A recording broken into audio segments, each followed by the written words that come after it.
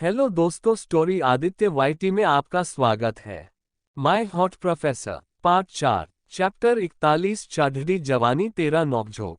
सुबह का समय। आज सुबह होटल में बहुत ही चहल पहल थी क्योंकि आज से शादी के सारे फंक्शन शुरू होने वाले थे। होटल को दुल्हन की तरह सजा दिया गया था। आज मिस्टर गुप्ता की बेटी आरती गुप्ता की हल्दी थी, जिसके कारण इतनी खुशी के साथ साथ भगदड़ भी मची हुई थी।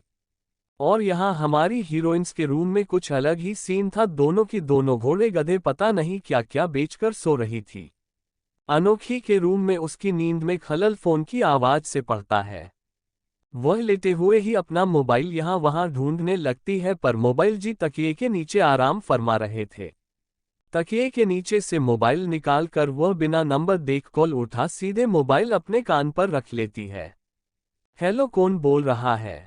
ओ मेरी स्लीपिंग ब्यूटी, तुम्हारा प्रिंस चार्मिंग बोल रहा है। अभी तक तुम्हारा उठना नहीं हुआ है। क्रिश की आवाज सुनकर अनोखी, जो अपने सुनहरे सपनों में खोई हुई थी, वह चिढ़कर कहती है, ओह काले कौए, तुम्हें चैन नहीं पड़ता ना? सुबह सुबह किसी की नींद खराब करना, ये तो तुम्हारा पुराना काम है। अनोखी की बात सुनकर क्रिश अपनी एक आईब्रो रेज्ड करते हुए कहता है, बहुत अच्छे से जानने लगी हो मुझे। उठ जाओ कुंभकर्ण, कितना सोती हो लेडीज कुंभकर्ण हो तुम। खुद के लिए कुंभकर्ण सुनकर अनोखी चीरते हुए उठकर बैठ जाती है। किसको कुंभकर्ण कहा तुमने? तुम होते कौन हो मुझे सुबह सुबह कॉल करने वाले? मैं यहाँ छुट्टी मनाने आई हुई हूँ, पता नहीं कहाँ से आ गए हो। मेरी जिंदगी का सुख चैन सब कुछ छीन लिया। क्रिश मूड में आते हुए गाना गाता है, अभी चैन चुराया तुमको भी चुरा लेंगे। क्रिश का गाना सुनकर अनोखी आंखें रोल करती है और बिना उसकी आगे की बात सुन कॉल कट कर देती है। बड़ा पनौती है मेरी जिंदगी का। और जम्हाई लेते हुए वह टाइम देखती है तो दोपहर के 12 बजे बजने वाले थे। टाइम को देख वह चौंक जाती है। ओ गॉड, 12 बजे बज गए, और फटाफट उठकर बाथरूम में फ्रेश होने चली जाती है।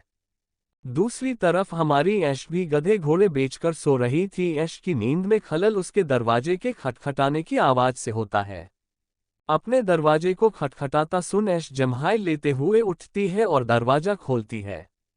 सामने होटल सर्वेंट खड़ा हुआ था, जो कि उन्हें नीचे बुलाने आया था। सर्वेंट की बात सुनकर ऐश कहती है कि वह लोग आधे घंटे से नीचे आ रहे हैं। ऐश भी रेडी होने के लिए बाथरूम में चली जाती है। लड़कों के रूम में अलग ही सीन चल रहा था। क्रिश, जो कि आकर्ष के रूम में धरना देकर बैठा था, वह उसी के रूम में फ्रेश होने चला जाता है। आकर्ष उसे गुस्से से घूर रहा था क्योंकि क्रिश सुबह सुबह उसके रूम में टपक कर उसकी नींद खराब कर चुका था और अब उसके रूम के बाथरूम में खुद जाकर बैठा हुआ था। क्रिश के बाहर आने पर आकर्ष कहता है, तुम्हारे पास रूम नहीं है क्या, जो तुम मेरे रूम में सुबह सुबह आए हुए हो? अरे ब्रो, वहां अकेले रेडी होने में कहाँ मजा है, इसलिए तो मैं यहाँ आ गया। चलो दोनों साथ में मिलकर रेडी होते हैं। अपने कंधे से क्रिश का हाथ हटा आकर्ष बाथरूम में फ्रेश होने चला जाता है। कुछ देर बाद जब वह बाहर आता है तो क्रिश ने एक येलो कलर का कुर्ता पहना हुआ था, जिसके गले में हल्की जरी का काम था। वह उस कुर्ते में बहुत हैंडसम लग रहा था। क्रिश को कुर्ते में देख आकर्ष कहता है, तुमने ये क्या पहना हुआ है और यह कैसा भद्दा सा कलर है? अपने इतने प्यारे कुर्ते को भद्दा कलर सुनकर क्रिश आकर्ष को घूरते हुए कहता है, क्या मतलब है तुम्हारा भद्दा कलर से? हाँ, इतना अच्छा तो कलर है। और वैसे भी आज हल्दी है तो आज के दिन येलो कलर ही सब लोग पहनेंगे हैं, और मेरे साथ साथ तुम भी यही पहन रहे हो। आकर्ष नाम है सर हिला कहता है, भूल जाओ कि मैं ये सड़ा सा कलर पहन लूंगा, देखकर ही उल्टी आ रही है मुझे। आकर्ष को न मानता देख क्रिश अपना तेज दिमाग लगाते हुए कहता है, ठीक है मत पहनो, मैं तो वैसे भी अनोखी को मैच करने के लिए ये कुर्ता पहना हुआ है, क्योंकि मुझे पता है वह भी येलो कलर का ड्रेस पहनने वाली है। और जब अनोखी येलो कलर का ड्रेस पहन रही है तो मैं भी वही पहनूंगा। और हाँ, ऐश्वर्या का ड्रेस भी येलो है और वो वही पहनेगी। एक तुम ही वहां अलग देखोगे तो तुम्हारा मैच तो बिल्कुल भी उसके साथ नहीं जाएगा। कपड़े पहनने से मैच थोड़ी ना होता है, और यह अपनी नॉनसेंस बातें बंद करो, मैं नहीं पहनने वाला ये कुर्ता। ओके ब्रो, मत पहन, जैसी तेरी मर्जी, मैं तो तेरे लिए भी लाया था। और एक कुर्ता निकालकर आकर्ष के बेड पर रख देता है और सीटी बजाते हुए रूम से बाहर निकल जाता है। आकर्ष एक नज़र क्रिश को और एक नज़र कुर्ते को देख मन में कहता है, मैं यह नहीं पहनूंगा, और अपने वही कपड़े शर्ट और पैंट पहन लेता है। पर क्रिश की बात उसके दिमाग से नहीं निकली थी। इधर दूसरी तरफ क्रिश सीधे अनोखी के रूम की ओर रुख करता है। जैसे ही वह उसके रूम का गेट खोलने वाला था, सामने से गेट खुल जाता है। अनोखी जो भागते हुए बाहर आ रही थी, क्रिश से टकराते टकराते बचती है। एकदम से अनोखी के सामने आ जाने से क्रिश गिरते गिरते बचता है। वह गुस्से से अपनी नजरें उठा अनोखी को देखता है तो देखता ही रह जाता है। आज अनोखी ने येलो कलर का पटियाला सूट पहना हुआ था, जिसमें बहुत ही अच्छे से वर्क किया गया था। उसने अपने बालों की लंबी चोटी बनाई हुई थी और उसमें पंजाबी परांदा भी फंसाया हुआ था। कानों में बड़े बड़े झुमके, होठों में हल्की पिंक लिपस्टिक और जूतिया में वह एकदम पंजाबी कुली लग रही थी, बोले तो एकदम पटोला। क्रिश को अपने रूम के सामने देख अनोखी चिढ़ते हुए कहती है, तुम मेरे रूम के सामने क्या कर रहे हो?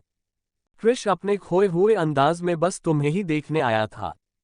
क्या कहा तुमने? अरे मेरा मतलब है कि आपको ही बुलाने आया था। वैसे आप बहुत सुंदर लग रही हैं पंजाबी कुली लुक में। अपनी तारीफ सुनकर अनोखी हल्का खांसते हुए खुद में इतरा कर कहती है, वह तो मैं हूं ही सुंदर। अनोखी को खुद की बड़ाई करता देख क्रिश उसके मजे लेते हुए कहता है, हाँ पर मुझसे सुंदर नहीं।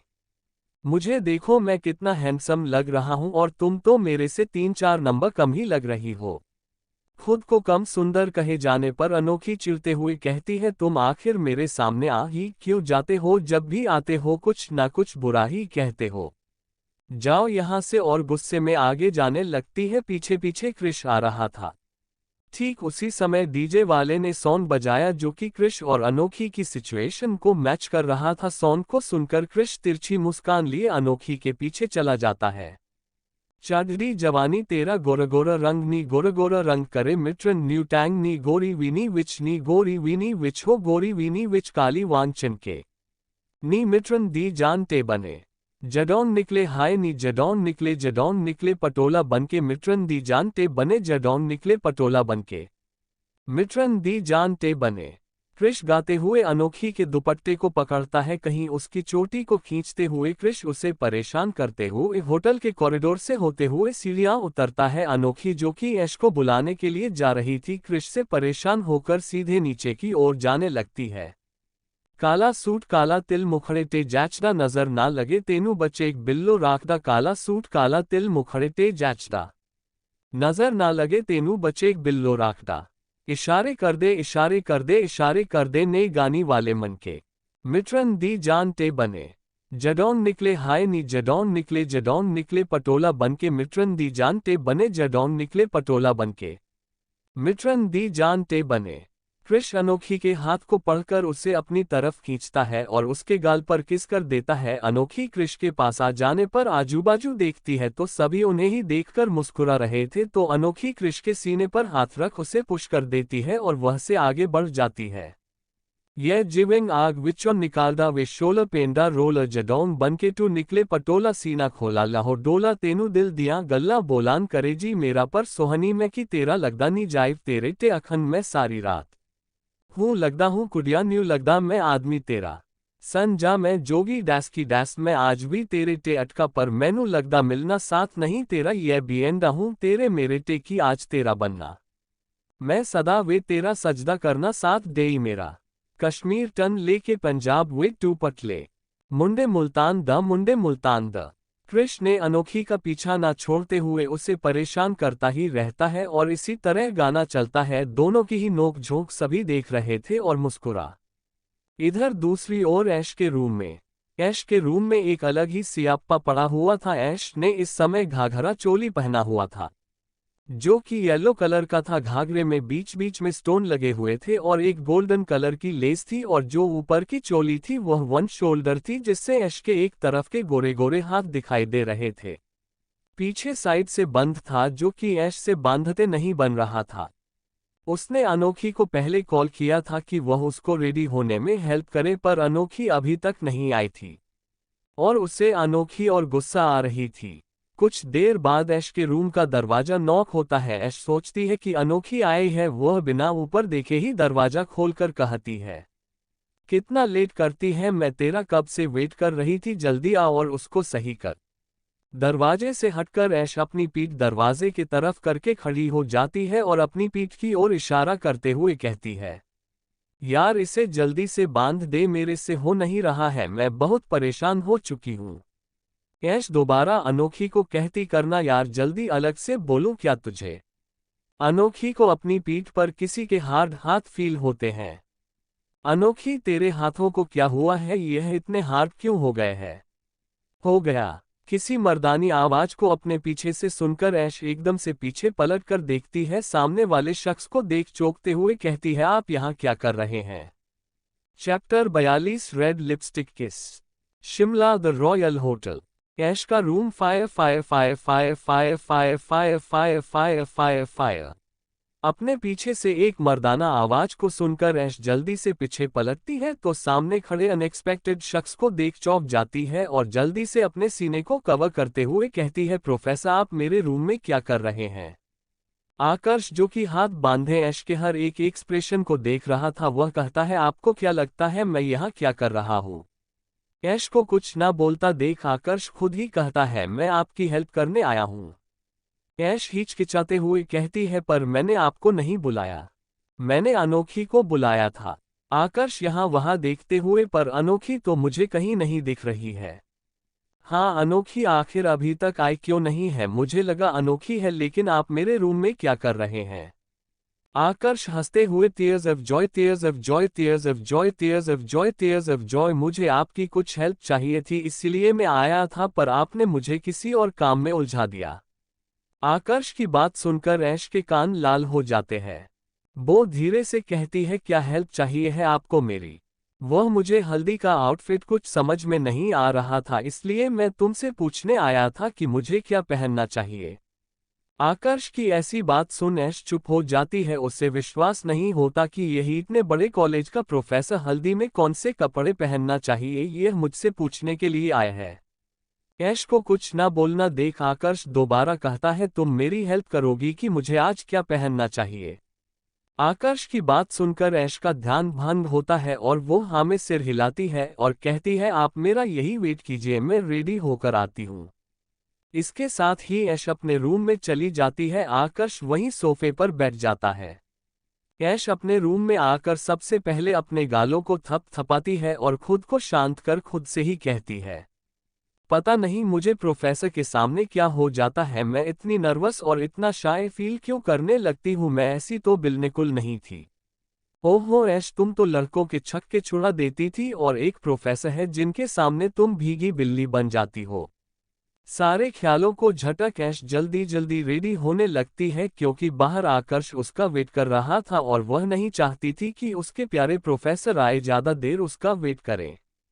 कुछ देर बाद ऐश अपने रूम से बाहर आती है। आकर्ष जैसे ही अपनी नजरों को उठा ऐश की ओर देखता है तो पलके झपकना ही भूल जाता है। अरे भाई, आखिर हमारी ऐश इतनी सुंदर जो लग रही थी कि हमारे आकर्ष बाबू की नजरें ही उनसे नहीं हट रही थी।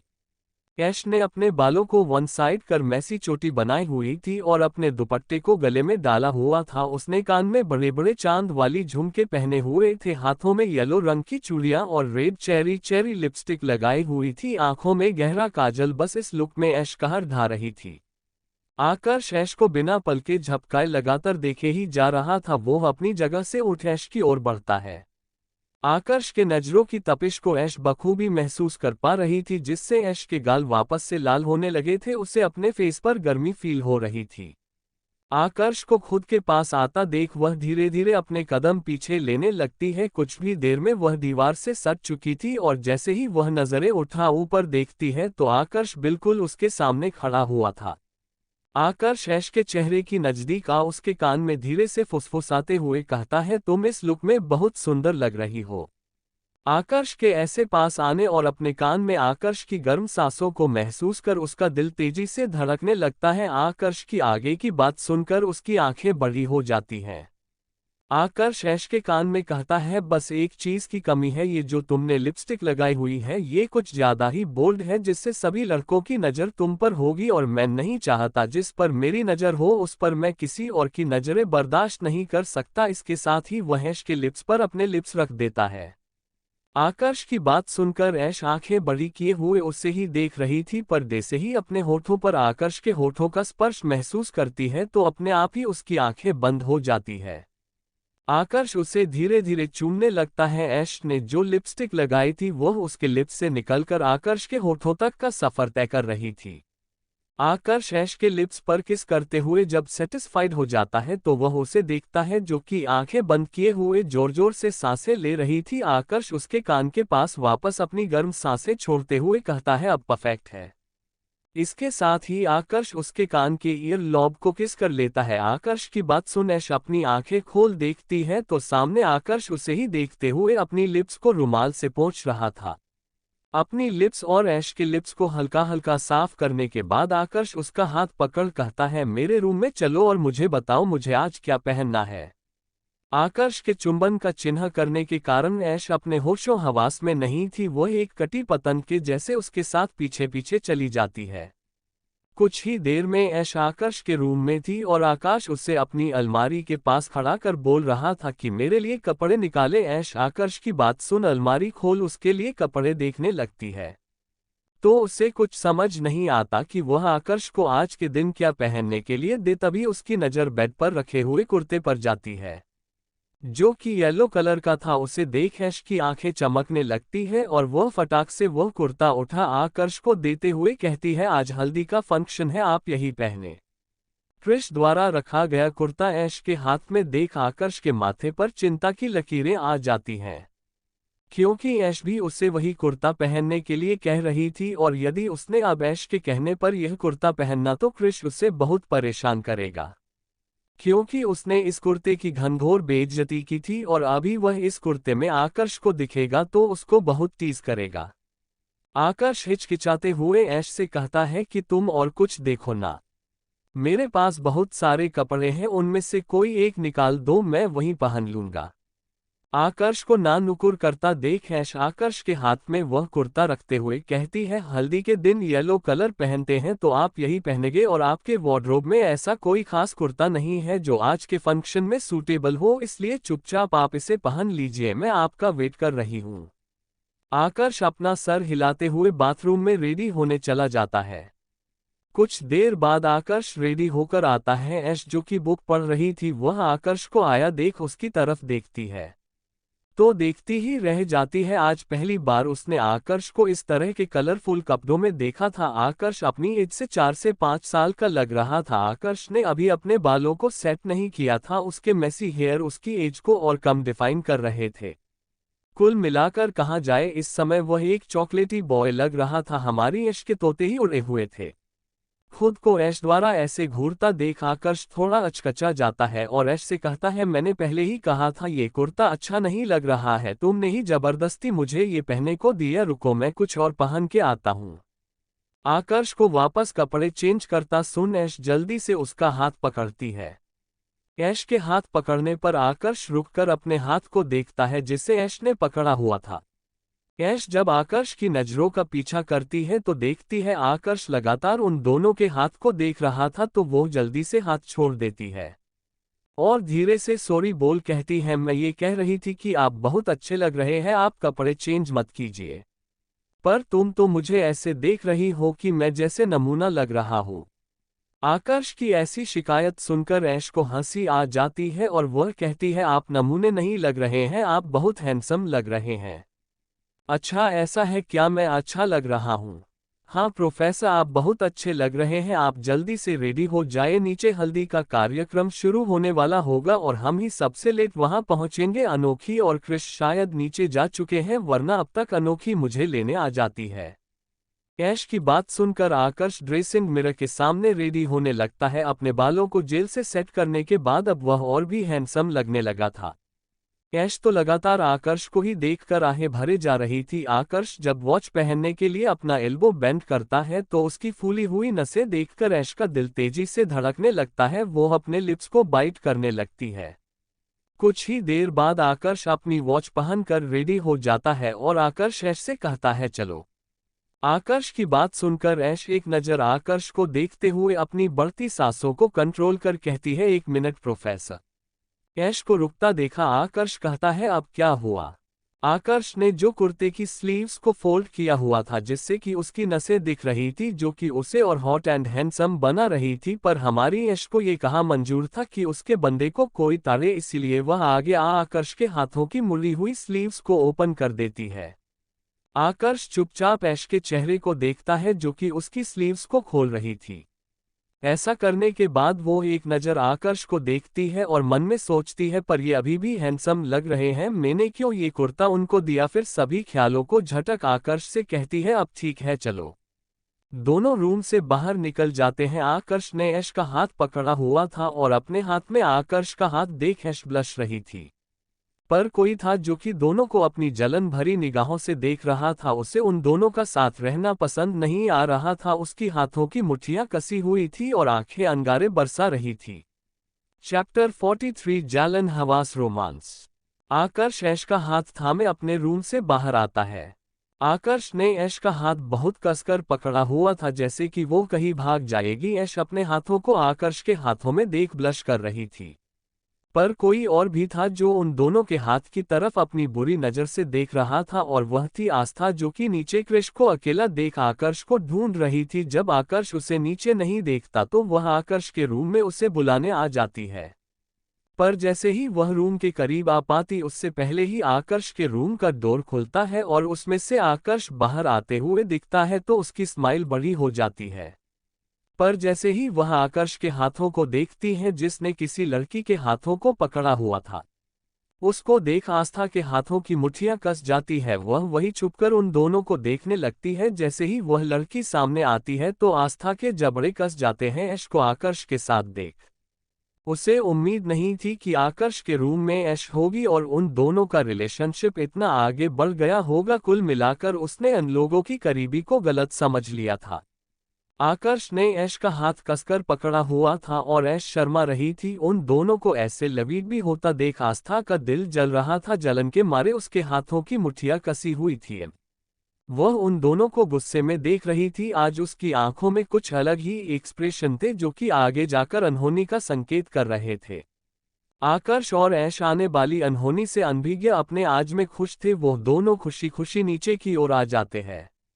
आस्था जो कि उनके पीछे थी उनको साथ देख वो अपने मन में कुछ सोच तिरछा मुस्कुरा नीचे आ जाती है। दोनों जब नीचे आते हैं तो नीचे अलग ही माहौल था। चारों तरफ शोर शराबा था। कुछ लोग डांस कर रहे थे तो कुछ लोग एक दूसरे को हल्दी लगा रहे थे। ऐश अनोखी को ढूंढने लगती है जो कि एक टेबल पर बैठी हुई थी और उसके पास ही क्रिश था जो कि उसे बार बार परेशान कर रहा था और वह चिढ़ रही थी। ऐश अनोखी के पास चली जाती है। आकर्ष भी उसके साथ ही टेबल के पास आ जाता है। ऐश अनोखी से कहती है कि तू बिना मुझे लिए नीचे कैसे आ गई, मैं कितनी देर से तेरा वेट कर रही थी।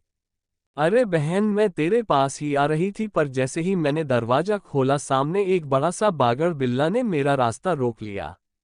खुद के लिए बागड़ बिल्ला सुनकर क्रिश अनोखी को खा जाने वाली नजरों से घूरने लगता है। ऐश अनोखी की बातों को ना समझते हुए कहती है, कौन सा बागड़ बिल्ला? अरे मतलब एक काले से बिलोटे, उसने मेरा रास्ता रोक लिया। अब मैं जहां जहां जाऊं वह मेरे पीछे पीछे आए, मुझे बार बार परेशान कर रहा था तो उससे ही पीछा छुड़ा रही थी, इसलिए मैं तेरे रूम में नहीं आ पाई। वह सब छोड़ दे यार, ये देख कितना यहाँ मजा आ रहा है, मैं कब से तेरा वेट कर रही थी। वह लोग आपस में बात ही कर रहे थे कि मिस्टर गुप्ता उनके पास आ जाते हैं। आप लोग कहाँ थे कब से? मैं आप लोगों का वेट कर रहा हूँ। आइए मैं अपनी फैमिली से आप सबको इंट्रोड्यूस कर आता हूँ। मिस्टर गुप्ता की बात सुनकर चारों अपना सिर हिला उनके पीछे चले जाते हैं। सभी दूल्हा दुल्हन के पास आ जाते हैं। मिस्टर गुप्ता उनको अपनी बेटी और दामाद से इंट्रोड्यूस करते हुए कहते हैं, मिस कपूर और मिस्टर रॉय, यह मेरी बेटी आरती और यह मेरे दामाद संजय है। संजय और आरती सभी को देख मुस्कुरा देते हैं। फिर मिस्टर गुप्ता अपनी वाइफ को बुला उन लोगों से मिलवाते हैं। मिस्टर गुप्ता यहाँ वहाँ देखते हैं तो उन्हें आस्था आते हुए दिखती है तो वह उसे अपने पास बुलाते हैं और सभी से कहते हैं, यह मेरी छोटी बेटी आस्था है जो कि बहुत जिद्दी है। हंसते हुए मिस्टर गुप्ता की बात सुनकर आस्था कहती है कि जो चीज़ हमारी है यदि वह हमें ना मिले तो उसे किसी भी तरीके से अपना बना लेना। यदि जिद है तो हाँ, मैं जिद्दी हूँ। ये सब बातें आस्था आकर्ष और ऐश की ओर देखते हुए कह रही थी। मिस्टर गुप्ता आस्था की बात सुनकर थोड़ी चुप हो जाते हैं क्योंकि वह अपनी बेटी का पागलपन अच्छे से जानते थे। वह उसकी बातों को हंसी में डालते हुए कहते हैं, प्लीज आप लोग भी बच्चों को हल्दी लगाए। मिस्टर गुप्ता की बात सुनकर ऐश्वर्या, अनोखी आगे आरती और संजय को हल्दी लगाते हैं। दोनों ही उनको कांग्रेचुलते करते हैं। आरती का बिहेवियर आस्था से बहुत अलग था, जो कि ऐश और अनोखी अच्छे से ऑब्जर्व कर पा रही थी। वह एक शांत मिलनसार लड़की थी, पर आस्था के साथ ऐसा कुछ नहीं था। आस्था की बातों और उसकी हरकतों से उन्हें उससे निगेटिव वाइब आ रही थी। कृष बहुत सारी हल्दी लेकर अनोखी के पास आता है और कहता है, मिस लूथरा, अपने दूल्हा दुल्हन को तो हल्दी लगा दी, तो अब आपकी बारी है, आप मुझे हल्दी लगाए, मैं आपको हल्दी लगाता हूँ। कृष की बात सुनकर अनोखी आंखें तररते हुए कहती है, और आपको ऐसा क्यों लगता है कि मैं आपके साथ हल्दी हल्दी खेलूंगी? और वैसे भी मेरी ड्रेस बहुत महंगी है और मैं नहीं चाहती कि आपकी इन बचकानी हरकतों के कारण खराब हो जाए। अनोखी यह सब कह ही रही थी कि उसे अपने गालों पर कुछ गीला और ठंडक सी महसूस होती है। वह साइड में देखती है तो ऐश तिरछी मुस्कान लिए उसके गालों में हल्दी लगा रही थी। ऐश को हल्दी लगाता देख अनोखी चिढ़ते हुए कहती है, मुझे तुझे से ये उम्मीद नहीं थी। इसके साथ ही वह थाली से हल्दी उठा ऐश के पीछे पीछे दौड़ती है। दोनों भाग ही रहे थे कि ऐश सामने से आ रहे एक लड़के से टकरा जाती है। वह गिरते हुए बचती है क्योंकि उस लड़के ने उसकी कमर में हाथ रख उसे बचा लिया था। वह लड़का ऐश को देखता है तो देखता ही रह जाता है। उसकी पकड़ ऐश की कमर पर कस जाती है, जिससे ऐश इनकम्फर्टेबल फील करती है और वह खड़ी हो उस लड़के को धक्का दे सॉरी कहकर निकल जाती है। आकर्ष, जो कि दूर खड़ा हो सब देख रहा था, ऐश की कमर पर उस लड़के के हाथ देखकर आकर्ष के हाथों की मुट्ठियां कस जाती हैं। वह एक नज़र उस लड़के को देख जहां ऐश गई थी उस दिशा में चला जाता है। अनोखी, जो ऐश के पीछे पीछे आई थी, वो ऐश को आसपास न देख साइड में देखने लगती है कि एकदम से उसे अपनी बाजू कृष खड़ा दिखता है। वह पीछे जाने लगती है तो कृष उसका हाथ पकड़ उसे अपने पास खींचते हुए ले जाता है। सामने खड़ा लड़का ऐश जहां गई थी उस तरफ लगातार देखे जा रहा था। अपने उस हाथ को जिससे उसने ऐश की कमर पकड़ी थी उसे चूम लेता है, पर अपनी गर्दन पर हाथ फिरा तिरछी मुस्कान लिए कहता है, हमें तो पता ही नहीं था यहाँ पर ऐसे ऐसे गुलाब भी खिलेंगे, और आज गुलाब का दीदार हो गया है तो उसकी खुशबू तो लेनी ही पड़ेगी। वह लड़का ये सब कह ही रहा था कि इतने में उसके कंधे पर कोई हाथ रखता है। वह लड़का हड़बड़ा जाता है और पीछे मुड़कर देखता है कि आस्था उसे ही देख रही थी। क्या हुआ अमन, तुम किसे देख रहे हो? कुछ नहीं है।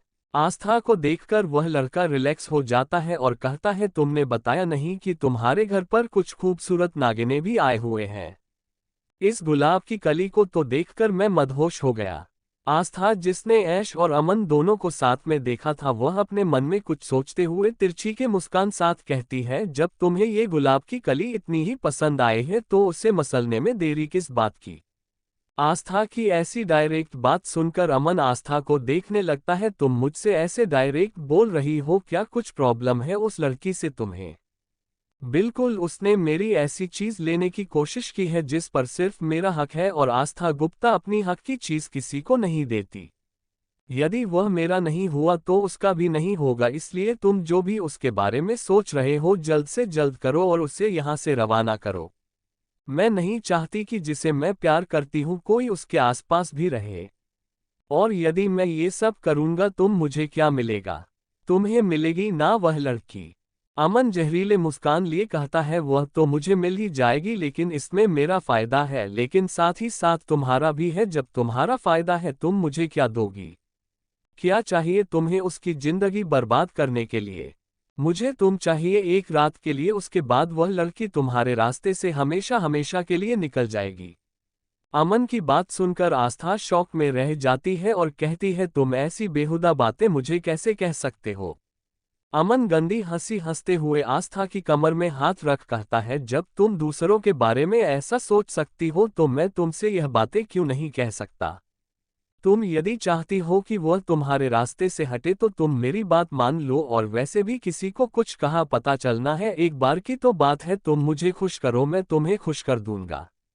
आस्था अमन की बातों का कोई जवाब नहीं देती है और वहां से चली जाती है। अमन जाती हुई आस्था को देखकर कहता है, लगता है शिमला आना घाटे का सौदा नहीं हुआ, यहाँ तो दो दो गुलाब मिल गए, इन्हें मसलने में तुम मजा आएगा। दूसरी तरफ कृष अनोखी को होटल के कोने में लेकर आ गया था और उसे दीवार से सटाकर लगातार किस किया जा रहा था। अनोखी, जो कि कृष को दूर हटाने की कोशिश कर रही थी, वह अचानक हुए हमले से हड़बड़ा गई थी। कृष बहुत अग्रेशन से उसे चूमे जा रहा था। जब बहुत देर तक कृष किस से सेटिस्फाइड हो जाता है तो उसे छोड़ता है। अनोखी, जो कि गहरी सांस ले रही थी, उसके दोनों हाथ कृष के सीने में थे।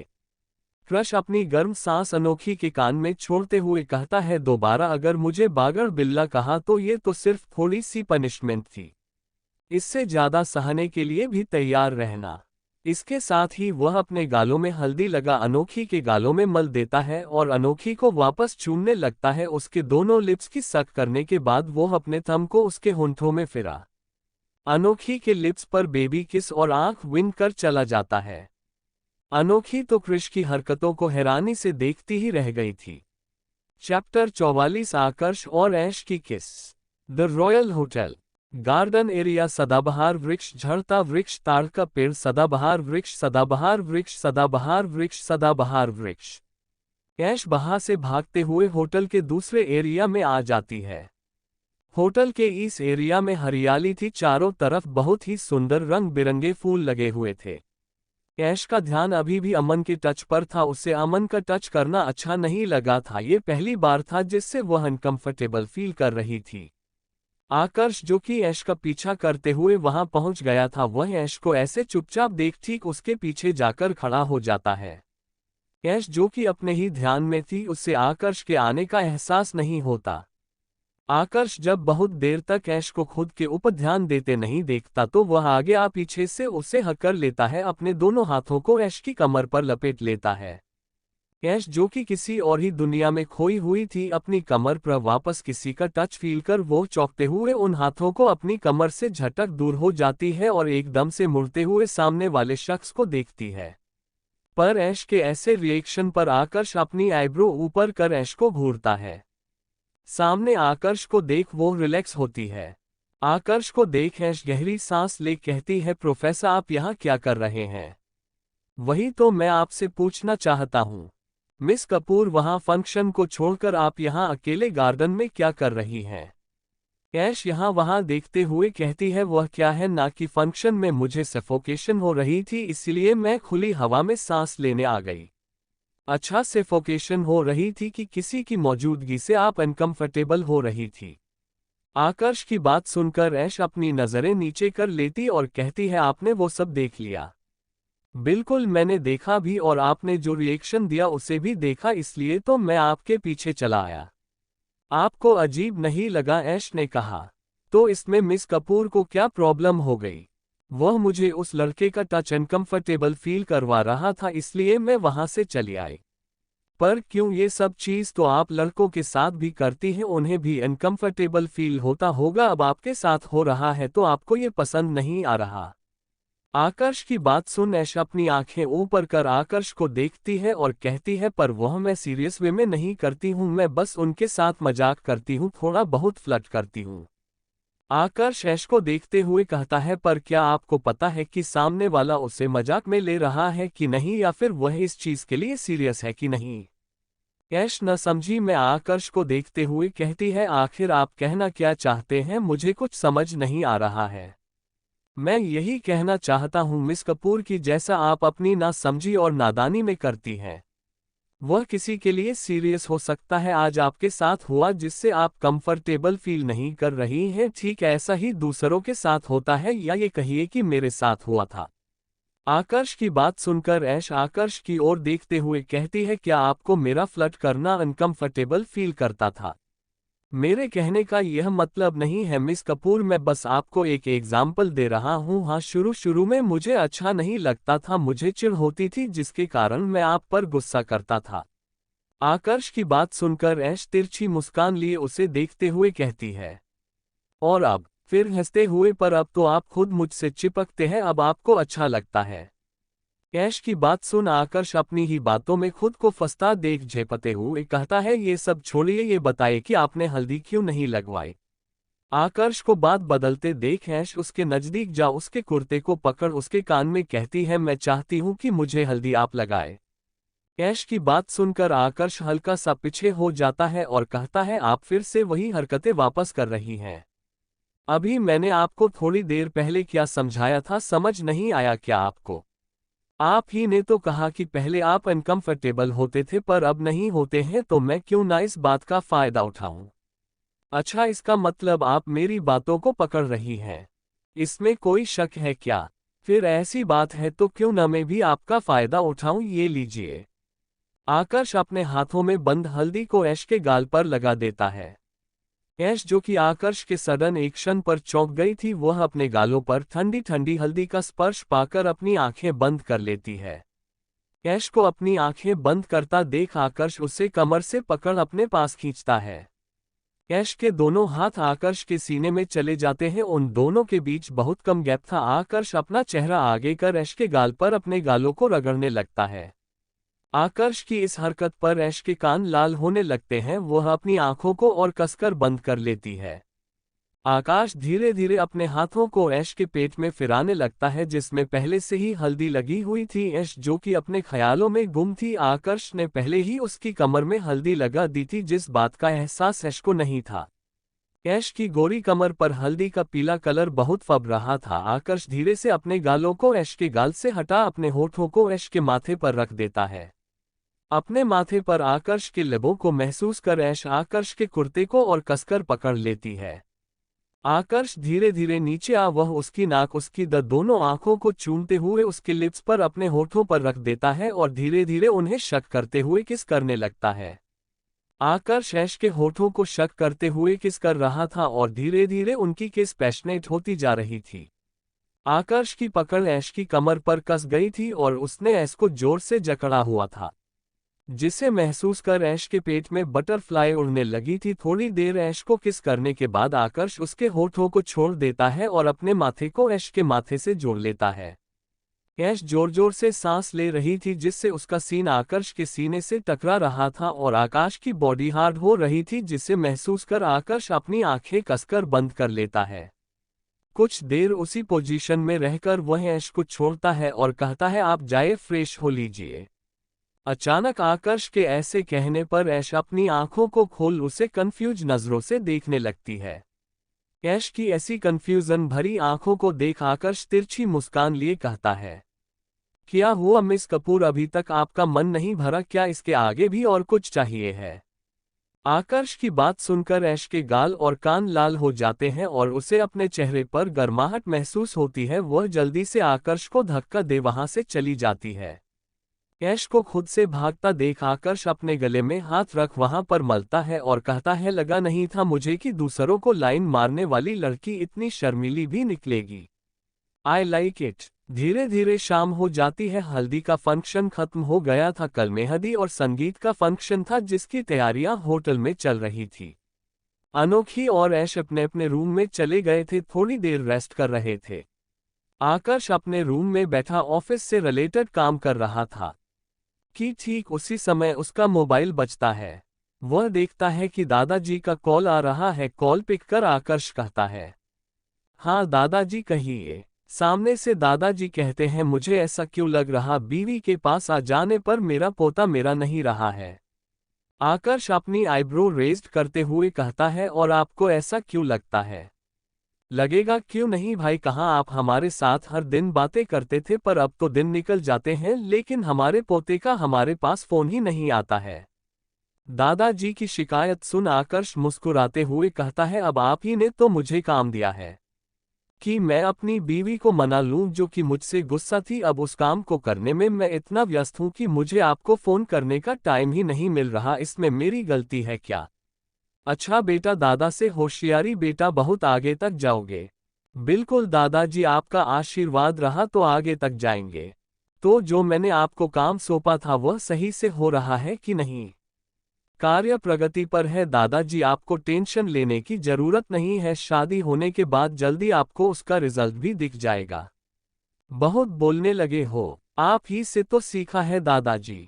अच्छा वह सब ठीक है, ये बताओ कि ऐश्वर्या अनोखी दोनों ठीक है ना? मन तो लग रहा है दोनों का वहाँ। हाँ, दोनों सही है, कोई दिक्कत की बात नहीं है। और वैसे भी हम लोग हैं, बहुत ऐसी बड़ी चीजें हैं जिनको आपकी प्यारी बहू ने करने की कोशिश की जिसमें वह आगे जाकर मुसीबत में पड़ सकती थी। लेकिन मेरे रहते हुए मुसीबत उनसे कोसों दूर रहती है, लेकिन मुझे ऐसा लगता है कि आपकी बहू मुसीबत को ढूंढते हुए उनके पास जाती है। बरखुरदार, यह मत भूलो कि तुम किसकी बुराई कर रहे हो मेरे सामने। यदि तुम्हारी बीवी एक बार राय मेंशन आ गई तो यही सब चीज मैं उससे बताऊंगा, फिर देखता हूं वह तुम्हारे साथ क्या करती है। क्या सच में आप मेरे ही दादाजी हैं? आप तो अभी से ही अपनी बहू का साइड ले रहे हैं, इसलिए आपने मेरी शादी उससे कराई थी ना? आकर्ष की बात सुनकर दादाजी हंसने लगते हैं। दोनों कुछ देर ऐसे ही बात करते हैं और आकर्ष कॉल कट कर फ्रेश हो सोने चला जाता है। एक कमरे से आहें भरने की आवाज आ रही थी और समय के साथ ये आवाजें और तेज होती जा रही थी, जिसको सुनकर कोई भी अच्छे से अंदाजा लगा सकता था कि अंदर आखिर चल क्या रहा है। Chapter 45 hotel room me intimacy. The royal hotel. Hotel के एक रूम से किसी के तेज तेज हांफने की आवाज आ रही थी। उस रूम में एक लड़का लड़की के ऊपर था और वो इंटिमेट हो रहे थे। लड़की जोर जोर से चिल्ला रही थी। अब ये प्लेजर था या दर्द वो बखूबी जानती थी। लड़का उसका चिल्लाना सुनकर और एक्साइटेड हो रहा था। ये लड़का कोई और नहीं अमन था। अमन जो कि होटल की ही एक कर्मी के साथ इंटीमेट हो रहा था। अमन अपनी स्पीड बढ़ा देता है। प्लीज सर, मुझे दर्द हो रहा है, आप थोड़ा आराम से कीजिए। उस लड़की के गले को पकड़कर यू ब्लडी स्लैप, तुझे मैंने किस बात के इतने पैसे दिए हैं कि तू मुझे सेटिस्फाइड करे और अब नखरे दिखा रही है? वह लड़की अमन विनती भरी नजरों से कहती है, सर ऑलरेडी 3 घंटे हो चुके हैं, आप लगातार मेरे साथ इंटीमेट हो रहे हैं। अब मुझे दर्द हो रहा है और आप बहुत रफली मेरे साथ इंटीमेट हो रहे हैं। तू अपना मुंह बंद रख, मैं जो कर रहा हूं उसको एंजॉय कर। मैं अभी तक सेटिस्फाइड नहीं हुआ हूं और आज पूरी रात तू यही मेरे साथ रहने वाली है। तेरे मुंह में मैंने जितने पैसे भरे हैं ना उतना अभी तूने काम आधा किया भी नहीं है। इसके साथ ही अमन उसके साथ और रफली इंटीमेट होने लगता है। वह बिना अलग हुए ही अपनी पोजीशन चेंज करता है, जिससे वह लड़की और जोर से चिल्लाने लगती है। लड़की के चिल्लाने की आवाज सुनकर अमन और एक्साइटेड हो रहा था। वह लड़की भले दर्द से चिल्ला रही थी पर अमन को अपनी मर्दानगी पर गर्व हो रहा था। उस लड़की को अपने निचले हिस्से में महसूस हो रहा था कि उसकी बॉडी पार्ट से ब्लीडिंग हो रही है। पर अमन इन सब चीजों को नजरअंदाज करे लगातार उसके साथ इंटीमेट होता रहता है। ऐसे ही धीरे धीरे 1 घंटा और बीत जाता है। अमन उसके ऊपर लेटा हुआ था। वह लड़की गहरी सांस ले रही थी। अमन शांत था, अब उसे राहत मिल गई है, लेकिन उसकी सोच को ब्रेक जब लगता है जब अमन दोबारा उस लड़की को अपने ऊपर शिफ्ट करता है और उसके अंदर इंटर करता है। वह लड़की चिल्लाती हुई कहती है, सर प्लीज मेरे से अब नहीं होगा, मुझे बहुत दर्द हो रहा है। उस लड़की के बार बार बोलने से अमन का मूड खराब हो जाता है और वह उसे उठाकर बेड से नीचे फेंक देता है। बेड से नीचे गिरने पर उसे लड़की को दर्द होता है और वह दर्द से रोने लगती है। उसका रोना सुनकर अमन तुरंत उसके पास जाता है और उसके गले को पकड़ कहता है, यू विच, तुझे मैंने किस चीज के पैसे दिए थे? हाँ, जब तुम मुझे इतना सा भी नहीं झेल सकती। चुपचाप अपने कपड़े पहन और निकल, वरना तुझे ऐसे ही रूम के बाहर फेंक दूंगा। इसके साथ ही अमन उस लड़की के ऊपर नोटों की गड्डी फेंक और उसे एक लात उसके पैरों में मार बाथरूम में चला जाता है। अमन की बात सुनकर लड़की डर जाती है और जल्दी जल्दी अपने कपड़े पहन लेती है। उसकी बॉडी में इतनी ताकत भी नहीं थी कि वह ठीक से चल पाए। वह कपड़े पहनने के बाद एक नज़र बेड की ओर देखती है जो कि खून से सना हुआ था। उसे समझते देर नहीं लगती कि वह उसी का खून। वह लड़की दीवार का सहारा लेते हुए गिरते पड़ते रूम के बाहर चली जाती है। ये लड़की रॉयल होटल की एक कर्मी थी जो कि अपनी नाइट शिफ्ट कर रही थी। अमन ने उस लड़की को पैसों का ऑफर दिया था कि वह उसके साथ पूरी नाइट स्पेंड करे। अमन के ऑफर को सुनकर वह पहले तो मना करती है, बट अमन द्वारा अमाउंट बढ़ाने पर वह अमन के साथ नाइट स्पेंड करने के लिए रेडी हो जाती है। वह लड़की रूम से बाहर आने के बाद मन में सोचती है कि कितना जानवर था ये लड़का, उसे उसके ऊपर दया भी नहीं आई। उसने अपने कान पकड़ लिए थे, क्या आज के बाद वह ऐसे ऑफर्स को ठुकरा देगी? ऐसा नहीं था कि उस लड़की का ये फर्स्ट टाइम था। वह इस होटल में इसलिए काम करती थी क्योंकि उसे आए दिन ऐसे ऑफर्स मिलते रहते थे और अमन वह पहला लड़का था जिसने उसके साथ ऐसा जानवरों जैसा बिहेव किया था। अमन को कोसते हुए वह लड़की बाहर चली जाती है। बाथरूम से बाहर आने के बाद अमन बहुत फ्रस्ट्रेटेड था क्योंकि वह अभी तक सेटिस्फाइड नहीं हुआ था। उसका दिमाग खराब हो रहा था उस लड़की के ऊपर। वह अपने बेड की ओर देखता है जो कि खून से भरा हुआ था। उसे देख वह तिरछी मुस्कान लिए बोलता है, मुझे केवल एक ही लड़की झेल सकती है, इन स्लेव में उतना दम कहाँ है। अमन अपना मोबाइल ले किसी को फोन करता है। हेलो डार्लिंग, कहाँ हो तुम अभी? सामने से एक सैडिक्टिव लड़की की आवाज आती है, क्या हुआ, मन नहीं भरा क्या तुम्हारा उससे जो तुम्हें मेरी याद आ गई? ओ कम ऑन डार्लिंग, तुम तो जानती हो कि मुझे झेलने की ताकत तुम्हारे सिवा किसी में नहीं है। यू ब्लडी बास्टर्ड, तुम्हें मेरी जरूरत होती है तभी मुझे याद करते हो, वरना तुम तो उस लड़की के पीछे पागल हुए जा रहे थे। सुबह से ही मैं देख रही थी, तुम पूरा टारगेट करके बैठे थे, आज रात बिस्तर पर वही तुम्हारे साथ होगी। ओ कमान डार्लिंग, तुम तो जानती हो कि नया माल चखने के लिए मेरा दिल कितना बेताब रहता है।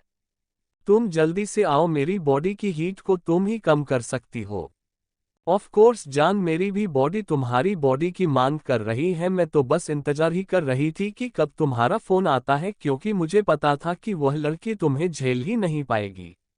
जब तुम्हें पता था तो तुम पहले ही क्यों नहीं आ गई? उसके सामने ही मैं उसको प्रूफ करके बताता कि लड़की कैसी होनी चाहिए। वह लड़की अमन की बात सुनकर हंसने लगती है और कहती है, 5 मिनट रुको, मैं आ रही हूँ। तब तक तुम्हारा रूम साफ होने जाना चाहिए। मैं नहीं चाहती कि जो लड़की पहले उस बेड पर थी मुझे उसकी मौजूदगी का भी एहसास हो। Okay darling, as you wish darling, तुम बस जल्दी आओ। अमन फटाफट बेड की चादर चेंज कर देता है। यदि उस लड़कियां थोड़ा सा भी हिस्सा पहले वाली लड़की का मौजूद देखा तो उसके साथ इंटीमेट नहीं होगी और अमन को अभी बॉडी की नीड थी। कुछ देर बाद अमन की रूम की बेल रिंग होती है। वह गेट खोलता है तो सामने लड़की खड़ी हुई थी जिसने न के बराबर कपड़े पहने हुए थे। बॉडी का अधिकतर हिस्सा विजिबल हो रहा था, खासकर अपर बॉडी। अमन जैसे ही उसे देखता है अपनी तरफ खींच फटाक से रूम लगा। वह उसे दरवाजे से ही चिपका कर किस करने लगता है।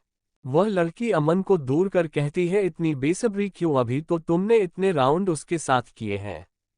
अमन उस लड़की को अपनी तरफ खींचकर come on baby I need you और उसे धक्का दे सीधे पलंग पर गिरा देता है और उसके ऊपर आ उसकी ड्रेस को फाड़ते हुए खुद को शिफ्ट कर उसके अंदर इंटर करता है और अपनी कमर को मूव करने लगता है। वह लड़की प्लेजर से मौन करने लगती है। अमन उस लड़की के बॉडी पार्ट्स को सहलाने लगता है। अमन उसके साथ इंटीमेट हो रहा था। वह लड़की हाफते हुए उससे कहती है, आज तुम आस्था से क्या कह रहे थे, मैंने सब सुना। क्या तुम सच में उसके साथ इंटीमेट होना चाहते हो? जानते हो ना वह कौन है? मेरी बेस्ट फ्रेंड है। जी हाँ, आपने सही समझा, ये कोई और नहीं लीजा है जो कि अमन के साथ इंटीमेट हो रही थी। ये दोनों इंटीमेट पार्टनर्स थे जो कि फ्रेंड विद बेनिफिट्स में साथ थे। वह लड़का अपनी कमर को तेजी से मूव करते हुए कहता है, ओह कम ऑन बेबी, प्लीज अभी यह सब बातें मत करो, वरना मैं आस्था के बारे में सोच सोच कर और एक्साइटेड हो जाऊंगा और पूरी कसर तुम्हारे ऊपर निकाल दूंगा। क्या तुम उसे इतनी बुरी तरह चाहते हो? लीजा अमन के कंधे को तेजी से पकड़ते हुए कहती है, मतलब तुम उसके साथ इंटीमेट होना चाहते हो? तो इसमें क्या प्रॉब्लम है? मैं तो दूसरी लड़कियों के साथ भी इंटीमेट होता हूं, तब तो तुम्हें कोई दिक्कत नहीं होती। आस्था के साथ यदि मैं हो रहा हूं तो तुम्हें उसमें प्रॉब्लम क्या है? मुझे कोई प्रॉब्लम नहीं है, लेकिन मैं नहीं चाहती कि वह ये जाने कि हम दोनों एक दूसरे के साथ हमेशा इंटीमेट होते हैं। मैंने उसके दिमाग में अपनी एक सुंदर इमेज बनाई हुई है। वह मुझे जानती नहीं है कि मैं किस टाइप की लड़की हूं। और तुम ये सब क्यों कर रही हो? क्योंकि जिसे वो चाहती है वो मुझे चाहिए। अच्छा, जिस लड़के के पीछे वो पागल है उसे तुम भी पसंद करती हो? मैंने जब से उसकी तस्वीर देखी है तब से उसे मैं अपना बनाना चाहती हूँ। अब तो उसके दोस्त पर भी मेरी नज़र है। मुझे दोनों लड़के चाहिए हैं मेरे बिस्तर पर, मैं दोनों को अपना बनाना चाहती हूँ। तुम बहुत बड़ी बाली विच निकली, बहुत दूर की सोचती हो। लीजा हंसने लगती है। इसीलिए मैं नहीं चाहती वो तुमसे कनेक्ट हो और मुझे तुम पर भरोसा नहीं है कि तो तुम उसे मेरे बारे में ही बता दोगे और इतनी आसानी से एक बार में तो उसका पीछा छोड़ोगे नहीं। अमन दोनों की पोजीशन चेंज करते हुए लीजा को अपने ऊपर करता है और उसकी कमर पर हाथ रख उसे मूव होने का इशारा करता है। लीजा उसकी बात सुन उसे फॉलो करने लगती है। तुम टेंशन मत लो, मेरा टारगेट आस्था के साथ साथ वह नई लड़की है जिससे आस्था को प्रॉब्लम है, तो मेरे कारण तुम्हारे दोनों कटे रास्ते से हट जाएंगे। और यदि मुझे उस नई लड़की के जरिए आस्था को चखने मौका मिल रहा है और तुम्हें लगता है कि यह मौका मैं जाने नहीं दूंगा, वैसे भी आस्था पर मेरी नज़र पहले से है। लीजा गंदी हंसी हंसते हुए कहती है, तुम एक नंबर के कहो। इसके साथ ही दोनों तेजी से इंटीमेट होने लगते हैं। पूरे कमरे में दोनों के चिल्लाने की आवाज आ रही थी और ये आवाजें सुबह तक चालू रहती है। चैप्टर 46 ऐश के हाथों में आकर्ष का नाम। The royal hotel. सुबह का समय। आज मेहंदी का फंक्शन था। सुबह से ही इसकी तैयारी चल रही थी। ऐश अनोखी के रूम में गप्पे मार रही थी। दोनों नीचे नहीं गए थे क्योंकि वह सीधे मेहंदी के फंक्शन के लिए रेडी होकर नीचे जाने वाले थे और हमारी अनोखी मैडम ने अपने पर्सनल बॉडीगार्ड यानी कि कृष्ण महाराज को नाश्ता उसके कमरे में लाने के लिए कह दिया था। अब भाई उनकी बेबी डॉल का ऑर्डर हो और वह उसे फॉलो ना करे, ऐसा कभी हो सकता है क्या? कृष्ण ने आकर्ष को भी अपने साथ ले लिया था। दोनों ही नीचे नाश्ता पैक करवा रहे थे क्योंकि उनकी दोनों गर्ल्स ऊपर उनका वेट कर रही थी। कुछ देर बाद अनोखी के रूम की बेल बजती है। ऐश जाकर दरवाजा खोलती है तो सामने कृष और आकर्ष खड़े थे। उन दोनों को देखकर ऐश को समझ नहीं आता कि यह लोग इतनी सुबह सुबह यहाँ क्या कर रहे हैं। ऐश दोनों को कंफ्यूज नजरों से देख रही थी, जैसे पूछना चाहती हो, दोनों अपने रूम में रहने की जगह हमारे रूम में क्यों आए हैं? उसके मन की व्यथा को समझकर कृष कहता है, वह क्या है ना मैडम, आपकी जो प्यारी सहेली है उसने हमें नाश्ता लाने का ऑर्डर दिया था, वही लेकर आए हैं आप दोनों के लिए। क्या अनोखी ने ऐसा कहा? जी हाँ। कृष की बात सुनकर ऐश रूम से साइड हो जाती है और दोनों को अंदर आने के लिए कहती है। दोनों जाकर एक टेबल पर नाश्ता रख देते हैं और प्लेट्स लगाने लगते हैं। ऐश भी उनकी हेल्प करने लगती है। तब तक अनोखी जम्हाई लेते हुए आ जाती है। अनोखी को आलस से जम्हाई लेते देख कृष चिढ़कर कहता है, इधर आराम फरमाया जा रहा है, उधर हम तुम्हारे लिए नाश्ता रेडी करने के लिए परेशान हो रहे हैं कि सुबह से लड़की भूखी प्यासी बैठी होगी। हाँ तो भूख लगी है ना, तभी तो नाश्ता जल्दी लाने के लिए कहा था, क्या लेकर आए हो दिखाओ। अनोखी टेबल के पास आकर देखती है तो सैंडविच, बर्गर, छोले भटूरे और मीठे में पेस्ट्री थी और पीने के लिए ऑरेंज जूस था। नाश्ते को देखकर अनोखी कहती है कि गुड, बहुत अच्छा नाश्ता लेकर आए हैं। वही अनोखी के ऐसे तेवर देखकर ऐश चौंक जाती है कि यह क्रिस से कैसे अपनी बात मनवा रही है। उसे देखकर ऐश को ख्याल आता है कि यदि वह भी आकर्ष को ऐसे ऑर्डर दे तो क्या वह फॉलो करेगा। ऐश उसी ख्याल को सोच आकर्ष की ओर देखती है।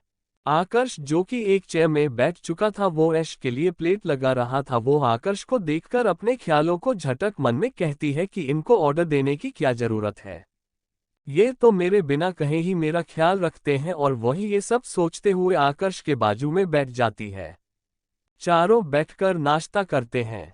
नाश्ता करने के बाद कृष और आकर्ष रेडी होने के लिए अपने रूम में चले जाते हैं और दोनों लड़कियां भी मेहंदी के फंक्शन के लिए रेडी होने लगती हैं। मेहंदी का फंक्शन सुबह रखा गया था क्योंकि शाम को संगीत का फंक्शन था, इसलिए दोनों जल्दी जल्दी रेडी होने लगती है। ऐश ने अनोखी के रूम में ही रेडी होने के लिए अपना सामान रख लिया था क्योंकि आज वह यहीं से रेडी होने वाली थी। पिछली बार के जैसे वह कोई परेशानी मोल नहीं लेना चाहती थी क्योंकि इंडियन ड्रेस उसने ज्यादा कैरी नहीं किए थे, इसलिए अनोखी ही उसकी मदद कर सकती थी। आज ऐश और अनोखी दोनों ने ही शरारा सूट पहना हुआ था जो कि हल्के ग्रीन कलर का था। कुल मिलाकर कहा जाए कि दोनों सिमिलर लग रही थी, जैसे कि ट्विन सिस्टर हो। दोनों ने ही पहले डिसाइड किया था कि एक फंक्शन में दोनों सेम ड्रेस पहनेगी और किस्मत से उन्हें मेहंदी के फंक्शन के लिए दो ड्रेस सिमिलर डिजाइन की मिल गई थी, इसलिए दोनों ने उसे खरीद लिया। दोनों की हेयर स्टाइल भी सेम हुई थी। आज दोनों ने अपने बालों को कर्ल करके पीछे छोड़ा हुआ था। माथे में मांग टीका लगाया हुआ था, कानों में उन्होंने कुछ नहीं पहना था, हाथों में ग्रीन ग्रीन कांच की चूड़ियां पहनी हुई थी, गले में ड्रेस का दुपट्टा था। अपने लुक को सिंपल रखते हुए दोनों बहुत सुंदर लग रही थी। थोड़ी देर बाद अनोखी का मोबाइल रिंग करता है। वह उठाकर देखती है तो उसे क्रिश कॉल कर रहा है। वह आंखें रोल करते हुए उसका कॉल रिसीव करती और कहती है, क्या हुआ, अभी तो मिलकर गए थे आप लोग। अरे फूलन देवी, मैं ये कह रहा था कि यदि रेडी हो गई हो तो साथ में ही नीचे चलते हैं। क्रिश इसकी बात सुनकर अनोखी कहती है, रुको हम लोग आ रहे हैं। ऐश्वर्या अनोखी रूम से बाहर आते हैं तो देखते हैं क्रिश के रूम के बाहर दोनों लड़के खड़े हैं। दोनों ने आज ग्रीन कलर का कुर्ता पहना था जो कि दोनों लड़कियों से मैच कर रहा था। दोनों लड़कियों को समझ में नहीं आ रहा था कि यह लोग एक जैसी सिमिलर ड्रेस कैसे ला सकते हैं। जो आकर्ष का कुर्ता था वह हल्की नेकलाइन डिजाइन का था और क्रिश के कुर्ते के स्लीव्स में डिजाइन थी जिससे कि वह बहुत सुंदर लग रहा था। दोनों लड़कियों को आया देख दोनों ऊपर देखते हैं तो देखते ही रह जाते हैं। क्रिश दोनों को देखते हुए कहता है कि आज दोनों ट्विंस खेल रही हो। अनोखी क्रिश की बात का जवाब देते हुए कहती है, ठीक वैसे ही जैसे आप दोनों खेल रहे हैं। आकर्ष आगे जाकर ऐश का हाथ पकड़ता है और उसे अपने साथ ले जाने लगता है। आकर्ष के ऐसे हक जताने से ऐश के चेहरे पर स्माइल आ जाती है और वह आकर्ष के पेट पर कोहनी मारते हुए कहती है, यह आप क्या कर रहे हैं प्रोफेसर। आउच, क्या आपको दिख नहीं रहा है मिस कपूर, मैं आपको नीचे लेकर जा रहा हूं। वह तो मुझे दिख रहा है पर वहां अनोखी भी खड़ी थी, हम लोग साथ में चल सकते थे। अगर मैं अनोखी को आपके साथ चलने देता तो मैं आपकी तारीफ कैसे कर पाता। आप इंडियन ड्रेस पहना कीजिए, इंडियन ड्रेस में आप बहुत सुंदर लगती हैं। आकर्ष की तारीफ है सुनकर ऐश के गाल लाल होने लगते हैं और वो अपना चेहरा शर्म से नीचे कर लेती है। आकर्ष ऐश के चूड़ी वाले हाथों को देखता है जिसमें भरी भरी चूड़ियां थी। उसे देखकर आकर्ष के चेहरे पर स्माइल आ जाती है, क्योंकि वह हमेशा से इमेजिन करता था कि ऐश उसके सामने इंडियन ड्रेस में रहे और भरी भरी चूड़ियां पहनी रहे। उनकी आवाज सुनकर आकर्ष को अच्छा लग रहा था। दूसरी तरफ हमारे क्रिश और अनोखी कुत्ते बिल्ली जैसे लड़ते हुए नीचे आ रहे थे। कुल मिलाकर कहा जाए इन दोनों की कभी नहीं बन सकती। क्रिश अनोखी की टांग खींच रहा था और अनोखी उसकी बात का जवाब बाकायदा दे रही थी। जब दोनों नीचे आ जाते हैं तो देखते हैं मेहंदी की पूरी तैयारी हो चुकी है। आरती को मेहंदी लगना स्टार्ट हो गया है।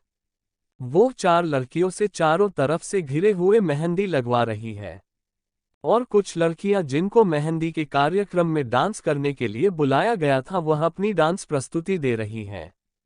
चारों आकर खड़े हो जाते हैं तो मिस्टर गुप्ता आगे जाकर आकर्ष और क्रिश को जहां मेंस के लिए कार्यक्रम रखा गया था वहां लेकर चले जाते हैं। दोनों लड़कियां साथ में खड़ी थी और वह डांस करने वाली लड़कियों को देख रही थी। मेहंदी है रचने वाली हाथों में गहरी लाली, कहे सखियां अब कलियां हाथों में खिलने वाली हैं। तेरे मन को जीवन को नई खुशियां मिलने वाली हैं। मेहंदी है रचने वाली हाथों में गहरी लाली, कहे सखियां अब कलियां हाथों में खिलने वाली हैं। तेरे मन को जीवन को नई खुशियां मिलने वाली हैं। ओ डांसर लड़की में से एक लड़की आगे ऐश का हाथ पकड़ती है और उसे अपने ग्रुप में शामिल कर डांस करने के लिए कहती है। ऐश उनके साथ डांस करने के लिए उत्सुक थी, वह उनके स्टेप्स को देखकर उन्हें फॉलो करने लगती है। हरियाली बन्नो ले जाने तुझको, गुया आने वाले हैं सैया, थामेंगे आके भैया, गूंजेगी शहनाई अंगनाई अंगनाई। मेहंदी है रचने वाली हाथों में गहरी लाली, कहे सखिया। ऐश को डांस करता देख आकर्ष और क्रिश दोनों देख रहे थे। आकर्ष तो ऐश के डांस में खो ही गया था क्योंकि उसने पहली बार ऐश को ऐसे डांस करते हुए देखा था। ऐश आगे बढ़कर अनोखी का हाथ पकड़ उसे अपनी तरफ खींच लेती है। अब कलियां हाथों में खिलने वाली हैं, तेरे मन को जीवन को नई खुशियां मिलने वाली है। गाय मैया और मौसी गाय बहना और भाभी की मेहंदी खिल जाए, रंग लाए हरियाली बन्नी गाय, फूफी और चाची गाय, नानी और दादी की मेहंदी मन भाए सज जाए हरियाली बन्नी। मेहंदी रूप संवारे हो, मेहंदी रंग निखारे हो, हरियाली बन्नी के आंचल में उतरेंगे तारे। मेहंदी है रचने वाली हाथों में गहरी लाली, कहे सखिया। ऐश के खींचे जाने पर अनोखी भी उसका साथ देते हुए डांस करने लगती है। दोनों लड़के अपनी अपनी बंदियों को ताड़ने में इतने बिजी थे कि मिस्टर गुप्ता उन्हें कब से बुला रहे थे उनका ध्यान ही नहीं था। अब कलियां हाथों में खिलने वाली हैं, तेरे मन को जीवन को नई खुशियां मिलने वाली हैं। गाजे बाजे बाराती घोड़ा गाड़ी और हाथी को लाएंगे साजन, तेरे आंगन हरियाली बननी, तेरी मेहंदी वो देखेंगे तो अपना दिल रख देंगे। वो पैरों में तेरे चुपके से हरियाली बननी, मेहंदी रूप संवारे हो, मेहंदी रंग निखारे हो। हरियाली बननी के आंचल में उतरेंगे तारे, मेहंदी है रचने वाली हाथों में गहरी लाली, कहें सखियां अब कलियां हाथों में खिलने वाली हैं। तेरे मन को जीवन को नई खुशियां मिलने वाली हैं। कुछ देर डांस करने के बाद दोनों साइड टेबल पर जाकर बैठ जाती हैं। दोनों डांस के बारे में एक दूसरे से बात कर रही थी और जूस पी रही थी, क्योंकि डांस करते करते वह दोनों थक गई थी। इतने में मिसेस गुप्ता आती है और उन दोनों को मेहंदी लगाने के लिए कहते हैं। मिसेस गुप्ता की बात सुनकर दोनों मेहंदी वाले के पास चली जाती हैं। एक मेहंदी वाली ऐश को अटेंड करती है और दूसरी अनोखी को। कुछ ही देर में दोनों को मेहंदी लग जाती है। अपनी अपनी मेहंदी को देखकर दोनों खुश थी, पर दोनों ही इस बात से अनजान थी कि दोनों की हथेलियों पर उनके पार्टनर्स का नाम चोरी छिपे लिखे जा चुके हैं। दोनों को अपनी हथेलियों में देखता देख कृष और आकर्ष एक दूसरे को देखकर मुस्कुरा देते हैं। चैप्टर 47 हाथों से खिलाना आस्था की जलन। The royal hotel Shimla. दोनों लड़कियां अपनी मेहंदी को निहारने में इतनी बिजी थी कि उन्हें अपने आसपास का ख्याल ही नहीं था। आकर्ष और कृष जो इतनी देर से खड़े होकर उन दोनों को देख रहे थे, पर मजाल है जो उन दोनों का ध्यान अपनी मेहंदी से हटकर दोनों लड़कों पर गया हो। अब तो दोनों लड़कों को मेहंदी से ही जलन होने लगी थी। अरे यार, कृष और आकर्ष, मेहंदी से कौन जलता है भाई? अपनी मौजूदगी का एहसास दिलाने के लिए कृष और आकर्ष हल्का खांसते हैं। उन दोनों के खांसने पर दोनों लड़कियां उन दोनों की तरफ देखती हैं जो कि उन्हें ही घूर घूर कर देख रहे थे। उन दोनों को देख दोनों चाहते हुए कहती हैं, देखो मेहंदी वाली ने कितनी अच्छी मेहंदी लगाई है, हाथों में कितना अच्छा डिजाइन बनाया है। दोनों लड़के फिर से मेहंदी का जिक्र सुनकर मेहंदी को ऐसे घूरने लगते हैं कि यदि वह इंसान होता तो उन्हें मार डालते, क्योंकि अभी भी दोनों मेहंदी को लेकर ही बातें कर रही थी। कृष चीरते हुए अनोखी से कहता है कि क्या मेहंदी मेहंदी लगा रखा है, इतनी देर से हम लोग खड़े हैं, तुम लोग को एहसास भी है कि नहीं? अनोखी कृष के ऐसे चिल्लाने पर उसे आंखें तरेरते हुए देखती है और कहती है, तुम्हें इससे दिक्कत क्या हो रही है? हम अपने हाथों की मेहंदी देख रहे हैं। और यदि आप लोग पहले से यहाँ खड़े थे तो बता भी तो सकते थे ना, कि हम लोगों को सपना आया था कि आप दोनों यहाँ खड़े हुए हो। आकर्ष ऐश के दोनों हाथों को पकड़ता है और मेहंदी को गौर से देखने लगता है। वह उस मेहंदी में कुछ ढूंढ रहा था। कुछ देर की सर्चिंग के बाद उसे वह चीज दिख जाती है। मेहंदी में अपना नाम देखकर आकर्ष को बहुत खुशी होती है, क्योंकि उन दोनों की शादी इतनी जल्दबाजी में हुई थी। यह सब रीति रिवाज करने का टाइम ही नहीं था, और आज ऐश के हाथों में अपना नाम देखकर आकर्ष के चेहरे में सुकून आ जाता है। उसे ऐसा लग रहा था कि जैसे उसने ऐश पर अपना अधिकार जमा लिया हो। आकर्ष को ऐश के हाथों में इतना खोया हुआ देख कृष के दिमाग में एक बात क्लिक करती है और वह जल्दी से अनोखी के दोनों हाथों को पकड़ गौर से देखने लगता है।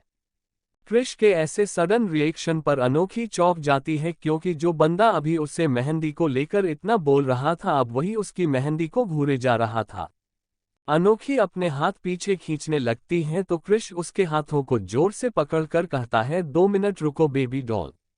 अपने नाम को अनोखी की हथेली में देखकर उसके चेहरे पर सैटिस्फाइड स्माइल आ जाती है, और वह अनोखी की मेहंदी की तारीफ करते हुए कहता है, वाकई में बहुत अच्छी डिजाइन है, वह बहुत ही अच्छा है। कृष की तारीफ सुनकर अनोखी मुस्कुराते हुए कहती है ना, मैं तो पहले ही बोल रही थी कि उससे मेहंदी वाली ने बहुत अच्छी डिजाइन बनाई है। कृष द्वारा अनोखी की मेहंदी की तारीफ करने पर ऐश आकर्ष की ओर देखती है, जो कि लगातार उसकी मेहंदी को देखे जा रहा था। वह हल्का खांसते हुए आकर्ष की ओर देखती है तो आकर्ष अपनी नजरें उठा उसकी ओर देखता है तो ऐश अपनी आंखों के इशारे से पूछती है कि उसकी मेहंदी कैसी लग रही है। आकर्ष ऐश की बात समझते हुए कहता है, मेहंदी के हर एक डिजाइन ने तुम पर अपना अधिकार बना लिया है और मैं चाहता हूं कि यह अधिकार कभी ना हटे। आकर्ष की ऐसी अटपटी बात को सुनकर ऐश उसकी तरफ कंफ्यूजन में देखने लगती है तो आकर्ष मुस्कुराते हुए कहता है, मेरा मतलब है कि मेहंदी बहुत अच्छी लगी और मैं चाहता हूं कि इसका रंग गहरा हो। ऐश उसकी बात सुनकर कहती है, और वह क्यों? आकर्ष ऐश की बात पर कहता है, आगे जाकर तुम्हें पता चल जाएगा कि मेहंदी का रंग गहरा क्यों होना चाहिए और उसका मतलब क्या होता है। दोनों लड़के अपनी जगह से उठते हुए कहते हैं, इतना डांस करने और इतनी देर मेहंदी में बैठने के कारण तुम लोग थक गई होगी, भूख भी लगी होगी, हम लोग कुछ खाने के लिए लेकर आए। ऐश और अनोखी दोनों की बात सुनकर हाँ में सर हिला देती हैं, क्योंकि दोपहर हो गई थी और दोनों ने सुबह के नाश्ते के अलावा कुछ नहीं खाया था।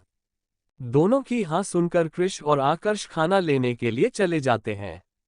आस्था, जिसने अपनी मेहंदी पर आकर्ष का नाम लिखवाया था, वह बड़ी गौर से अपनी मेहंदी को देख रही थी और मन ही मन खुश हो रही थी, पर उसकी खुशी ज्यादा देर न टिक पाए, क्योंकि इतने में ही एक फुटबॉल जाकर उसकी हाथ में लगती है, जिससे जहां पर आकर्ष का नाम लिखा था वह हट जाता है। अपनी मेहंदी को खराब होता देख आस्था सामने देखती है तो एक 5 साल का लड़का खड़ा हुआ था। आस्था उसे देख अपने दांत पीसते हुए कहती है, तुम्हें यही जगह मिली थी खेलने के लिए? इतना बड़ा प्लेग्राउंड बाहर बना हुआ है, गार्डन है, वहां नहीं खेल सकते थे? आस्था के ऐसे चिल्लाने से बच्चा सहम जाता है। मिसेस गुप्ता, जो कि वहीं बैठी हुई थी, वह उसे बच्चे को जाने का इशारा करती हैं और आस्था के कंधे पर हाथ रखकर कहती हैं, बेटा परेशान मत हो, बच्चा है, उसने जानबूझकर नहीं किया, आप फिर से लगवा लेना। अपनी मां की बात सुनकर आस्था कुछ कहने वाली थी कि इतने में ही उसे आकर्ष दिखता है, जो कि बुफे की तरफ जा रहा था। उसे वहां जाता देख आस्था के मन में ख्याल आता है और वह उनके पीछे पीछे जाने लगती है। आकर्ष, जो कि ऐश के लिए प्लेट लगा रहा था, पीछे से किसी लड़की की आवाज सुनकर मुड़ता है तो सामने आस्था खड़ी आकर्ष को पुकार रही थी, कहिए मिस गुप्ता, सर आप यहाँ खाना खाने के लिए आए हैं? आस्था के ऐसे सवाल को सुनकर कृष बीच टपकते हुए कहता है, जी नहीं, हम लोग खाना सूंघने आए हैं। आप भी कैसी बातें करती हैं, प्लेट्स लेकर खड़े हैं तो जाहिर सी बात है खाना खाने ही आए होंगे। सर आप मेरी मदद कर सकते हैं कि वह एक्चुअली क्या है ना, मेरे हाथों में मेहंदी लगी है और मुझे बहुत जोरों से भूख लगी है, तो क्या आप मुझे खाना खिला सकते हैं? आस्था की बात सुनकर आकर्ष की त्योरियां चढ़ जाती है और वह कहता है, और आपको ऐसा क्यों लगता है कि मैं आपको खाना खिलाऊंगा? आप किसी और से भी तो कह सकती है ना। आस्था खिसियानी हंसी हंसते हुए कहती है, वह एक्चुअली क्या है ना सर, सभी लोग कहीं ना कहीं बिजी हैं और मुझे बहुत तेज भूख लगी है, आपको मैंने यहाँ देखा तो आपको कहा। एक काम कीजिए ना, इसी प्लेट में हम दोनों के लिए ले आइए, आप भी खाते जाइएगा और मैं भी खा लूंगी। आस्था को हार ना मानता देख आकर्ष एक सर्वेंट को आवाज लगाता है और कहता है, तुम इधर आओ। वह सर्वेंट दोनों के सामने आकर खड़ा हो जाता है। आकाश उसे खाने की प्लेट रेडी करने को बोलता है। आस्था को लग रहा था कि आकर्ष सर्वेंट से खाने की प्लेट उसके लिए लगवा रहा है, परंतु आस्था की सोच को विराम आकर्ष की पूरी बात सुनकर लगता है, जो कि सर्वेंट से कह रहा था कि वह आस्था को खाना खिला दे। और फिर आस्था की तरफ रुख करते हुए कहता है, सॉरी पर मुझे भी बहुत तेज भूख लगी है और मेरे फ्रेंड्स मेरा वेट कर रहे हैं, और अपनी प्लेट ले आकर्ष वहां से निकल जाता है। अब वहां पर सिर्फ आस्था और वह सर्वेंट ही बचे थे। वह सर्वेंट आगे आते हुए कहता है, मैडम आप पहले क्या खाना पसंद करेंगे? सर्वेंट की बात सुनकर आस्था को गुस्सा आ जाता है और वह एक हाथ मार थाली नीचे गिरा देती और गुस्से से चिल्लाते हुए कहती है, यू ब्लडी, निकलो यहां से। आस्था के ऐसे रिएक्शन से वह सर्वेंट घबरा जाता है और सर नीचे कर वहां से दुम दबाकर भाग जाता है। आस्था आकर्ष को जाते हुए देख रही थी, जो कि अनोखी और ऐश की टेबल के पास जाकर बैठ जाता है और अपनी रेडी की हुई थाली में से ऐश को खाना खिलाने लगता है और खुद भी खाता है। आकर्ष द्वारा ऐश को खाना खिलाए जाने पर आस्था के हाथों की मुट्ठियां बन जाती हैं, जो बची कूची मेहंदी बची हुई थी वह भी पूरी खराब हो जाती है और वह अपने दांत पीसते हुए कहती है, मुझे मना करके उस विच को खाना खिलाया जा रहा है, तुम्हें तो मैं छोड़ूंगी नहीं। ऐश्वर्या, तुमने सही नहीं किया, मेरी पसंद को मुझे चुरा के। ये सब होते हुए दो जोड़ी आंखें देख रही थी और वह थे लीजा और अमन, जो कि एक दूसरे की तरफ तिरछी मुस्कान लिए देख रहे थे। लीजा अमन के कान में कहती है, बस तुम्हें इसी को और भड़काना है और उसे अपना बनाना है। जैसे ही आस्था तुम्हारी हुई, मैं उसकी पिक्चर्स आकर्ष को दिखाकर उसे आकर्ष की नजरों में गिरा दूंगी और उस ऐश्वर्या के साथ भी करूंगी और मेरा पत्ता साफ हो जाएगा और आकर्ष सिर्फ मेरा हो जाएगा। ऑफ कोर्स डार्लिंग, जैसा तुम कहोगी मैं वैसा ही करूंगा। वैसे भी मुझे 2 नए वजन फुल चखने को मिलेंगे और मुझे क्या चाहिए। वैसे आज रात का क्या प्लान है तुम्हारा? लिजा उससे आंखें तिरछी करते हुए कहती है, तुम्हारा कल रात से मन नहीं भरा क्या? और नहीं भरा है तो इतनी तो लड़कियां हैं यहाँ पर, देख लो, लेकिन 2-3 ही चूज करना, एक से तो तुम्हारा काम नहीं बनता है। लीजा की बात सुनकर अमन जोर जोर से हंसने लगता है और कहता है, यू आर राइट। अब मैं सोच रहा हूँ कि इस बार मैं थरीसम करूँ और तुम मुझे देखना, और यदि वह दोनों भागने के लिए कहेंगे तो मैं उनके सामने तुम्हारे साथ करूँगा और उन्हें बताऊंगा कि देखो ऐसी लड़कियां हैं, मुझे सेटिस्फाइड कर पाती है। लीजा अपनी बड़ाई सुनकर मुस्कुराने लगती है और अमन को एक आई विंक कर कहती है, ठीक है मैं रेडी हूँ, रात को मिलते हैं। और वहां से चली जाती है। अमन आस्था के गुस्से से भरे चेहरे को देख रहा था और गंदी हंसी हंसते हुए कहता है, वह दिन दूर नहीं जब तुम मेरे बिस्तर की शोभा बढ़ाओगी और मैं तुम्हारे शरीर को नोचूंगा। बहुत एटीट्यूड है ना तुम में, वह सारा एटीट्यूड में एक बार में निकाल दूंगा। चैप्टर 48 मानस मिसिंग ऐश। दादाजी का कॉल। आकर्ष और क्रिश दोनों को अपने हाथ से खाना खिला रहे थे। दोनों लड़कियां अपने लिए लड़कों की कंसर्न देखकर मन ही मन खुश हो रही थी। अनोखी ने तो 1-2 बार क्रिश की उंगली ही काट ली थी। क्रिश ने उसे खिलाना बंद नहीं किया था। अनोखी के द्वारा काटी गई उंगली को वह अपने होठों से किस कर लेता है और वापस से अनोखी को खाना खिलाने लगता है। अनोखी को क्रिश की यह सब हरकतें अच्छी लग रही थी, या ये कहें कि धीरे धीरे वह क्रिश की तरफ अपना झुकाव महसूस कर सकती थी। आकर्ष रोटी में मिक्स वेज सब्जी लेकर अपना हाथ ऐश की तरफ बढ़ा देता है। ऐश उसमें टिंडे की सब्जी मिक्स देख उसे मना करते हुए कहती है कि मैं यह नहीं खाऊंगी, तो आकर्ष अपनी एक आईब्रो ऊंची करते हुए कहता है, क्यों, मैं जान सकता हूँ? ऐश छोटा सा मुंह बनाते हुए कहती है, इसमें टिंडे मिक्स है और टिंडे मुझे पसंद नहीं है। आकर्ष उसकी बच्चों जैसी हरकत पर उसका मासूम चेहरा देखता है और हल्का मुस्कुराते हुए कहता है, पर इसमें तो और भी वेजिटेबल्स मिक्स है, उनसे टेस्ट अच्छा हो गया, लो खाओ चुपचाप, में कोई ना नुक्कड़ नहीं सुनूंगा। ऐश ना में सिर हिला मना करती है तो आकर्ष उसे आंखें दिखाता है। आकर्ष की आंखों को देखकर ऐश अपना मुंह खोल देती है और आकर्ष उसके मुंह में वह कौर डाल देता है। ऐश मुंह बनाते हुए उसे चबाने लगती है। ऐश के अड़े तिरछे मुंह को देखकर अनोखी और क्रिश हंसने लगते हैं। उन दोनों को अपने ऊपर हंसता देख ऐश उन्हें अपनी आंखों से घूरने लगती है, तो दोनों अपनी हंसी कंट्रोल करते हैं और अपना खाना खाने लगते हैं। धीरे धीरे चारों का खाना होता है और वह लोग अपने अपने रूम में रेस्ट करने चले जाते हैं। दूसरी तरफ कॉलेज में मानस उसी जगह बैठा हुआ था जहां पहले ऐश, अनोखी और मानस अक्सर क्लास बंक करके बैठा करते थे। जब से मानस ने ऐश को प्रपोज किया था तब से ऐश मानस को नहीं दिखी थी और उसे कॉलेज ना आता देख मानस को लग रहा था कि वो मानस की वजह से नहीं आ रही है। मानस ऐश को मिस कर रहा था और उससे एक बार मिलना चाहता था, क्योंकि वह जानता था कि एकदम से ऐसे यह बात करने से वह गुस्सा हो गई है। वह उससे मिलकर एक बार अपनी फीलिंग अच्छे से समझाना चाहता था। जब मानस ने इस बारे में सोचा तो उसे एहसास हुआ कि जल्दबाजी में उसने गलती कर दी। एक बार सबके सामने उसे प्रपोज करने से पहले इसके बारे में ऐश से बात कर लेनी थी। दूसरे दिन ऐश से बात करने के उद्देश्य से वह कॉलेज आया था, पर ऐश उस दिन से कॉलेज ही नहीं आई थी। ऐसे ही लगातार दिन वह ऐसे ही ऐश का वेट करता रहा और धीरे धीरे दिन ऐसे ही कटते रहे, पर ऐश नहीं आई। उसका मन बहुत उदास हो गया था। पर इन सब में जिसकी लॉटरी लगी थी वह थी सोनिया। वह एक भी मौका नहीं छोड़ रही थी मानस के करीब जाने का और ऐश के खिलाफ मानस को भड़काने का।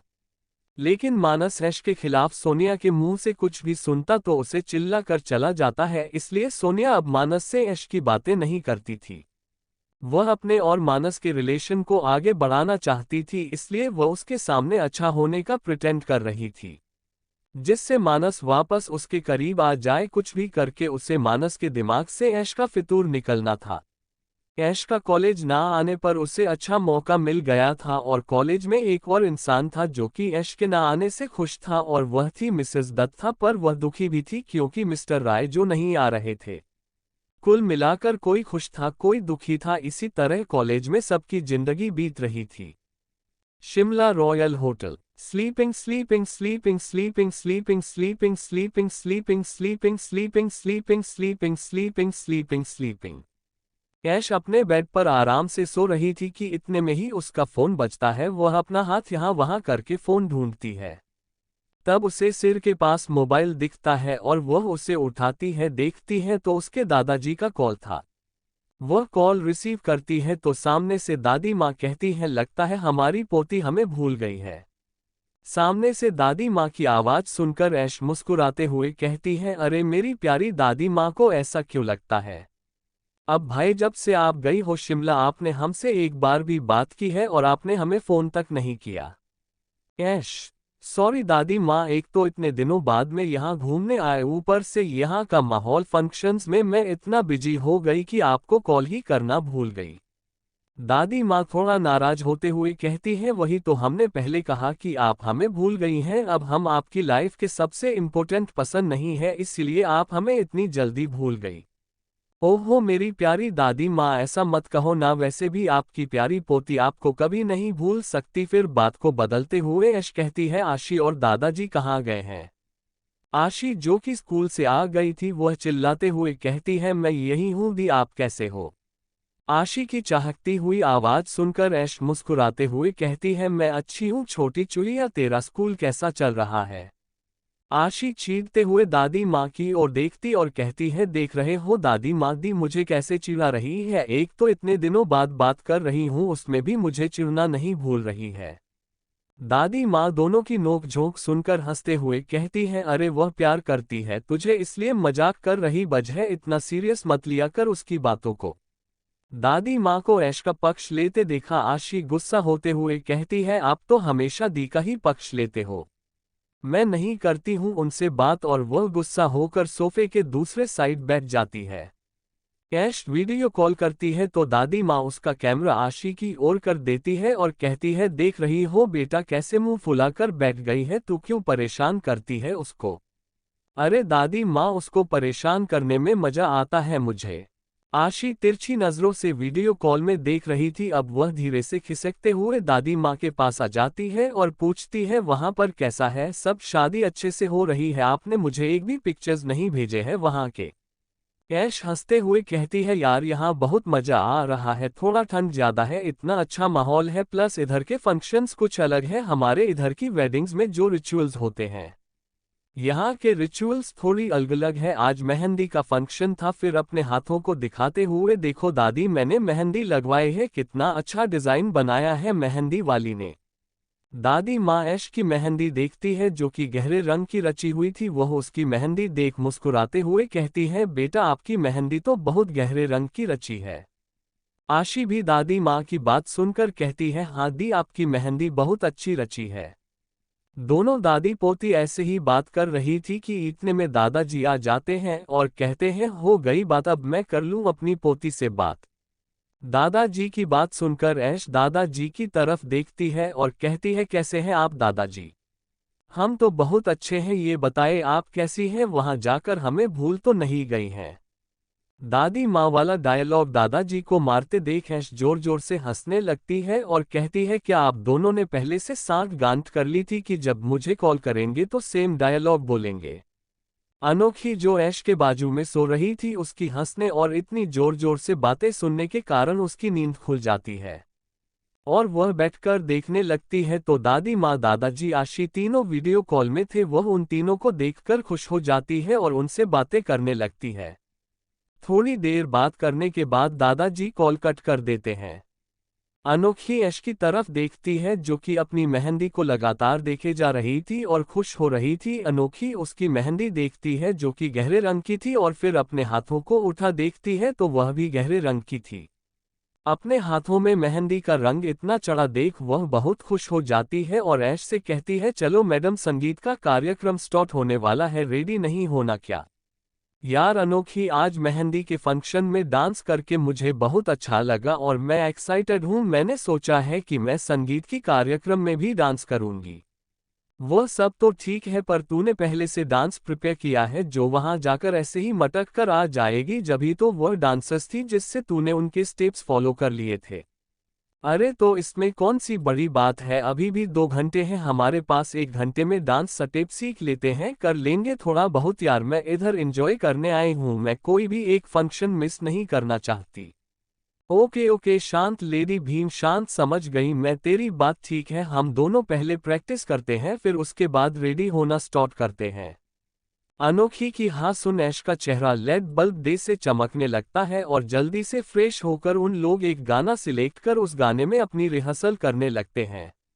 1 घंटे अच्छे से डांस की प्रैक्टिस करने के बाद दोनों थक कर बैठ जाती है। अनोखी रिसेप्शन में कॉल करके दोनों के लिए जूस ऑर्डर करती है। कुछ देर बाद उनका जूस आ जाता है। जूस पीने के बाद दोनों रेडी होने के लिए चली जाती हैं। Chapter 49 leisure seducing dance moves. Aish और अनोखी दोनों संगीत के लिए रेडी हो गई थी। दोनों ने आज लहंगा चुनरी कैरी किया था जो कि सिंपल सा था। अनोखी का लहंगा ऑरेंज कलर का था और उसमें नेवी ब्लू कलर की चुनरी थी और ऐश का लहंगा पिंक कलर का था जिसमें व्हाइट कलर की चुनरी थी। दोनों ने ही अपने डांस के हिसाब से कपड़े चूज किए थे। बालों को कलकर पार्ट में डिवाइड करके छोड़ा हुआ था। हाथों में भरी भरी चूड़ियां, कानों में झुमके पहने हुए थे, होंठों में हल्की न्यूड लिपस्टिक लगाई हुई थी। दोनों एक दूसरे की तरफ देखती हैं और एक दूसरे की तारीफ करती हैं। रेडी होने के बाद दोनों रूम से बाहर निकल नीचे की ओर चली जाती है जहां पर दोनों लड़के उनका वेट कर रहे थे। दोनों लड़के जब ऐश और अनोखी को देखते हैं तो उन्हें ऐसा लगता है कि यह लोग हर लुक में कुछ अलग ही लगती हैं।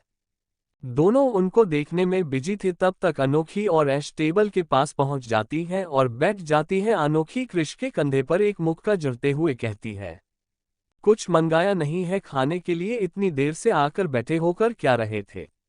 हमें भूख नहीं लगी थी इसलिए नहीं मंगाया। तुम्हें भूख लगी है तो बताओ, मंगा देता हूँ। बताओ क्या खाना है? इतनी सी बात पर मारती क्यों हो? हर टाइम अपने हाथ पैर चलाती रहती हो और लड़ती रहती हो जंगली बिल्लियों के जैसी।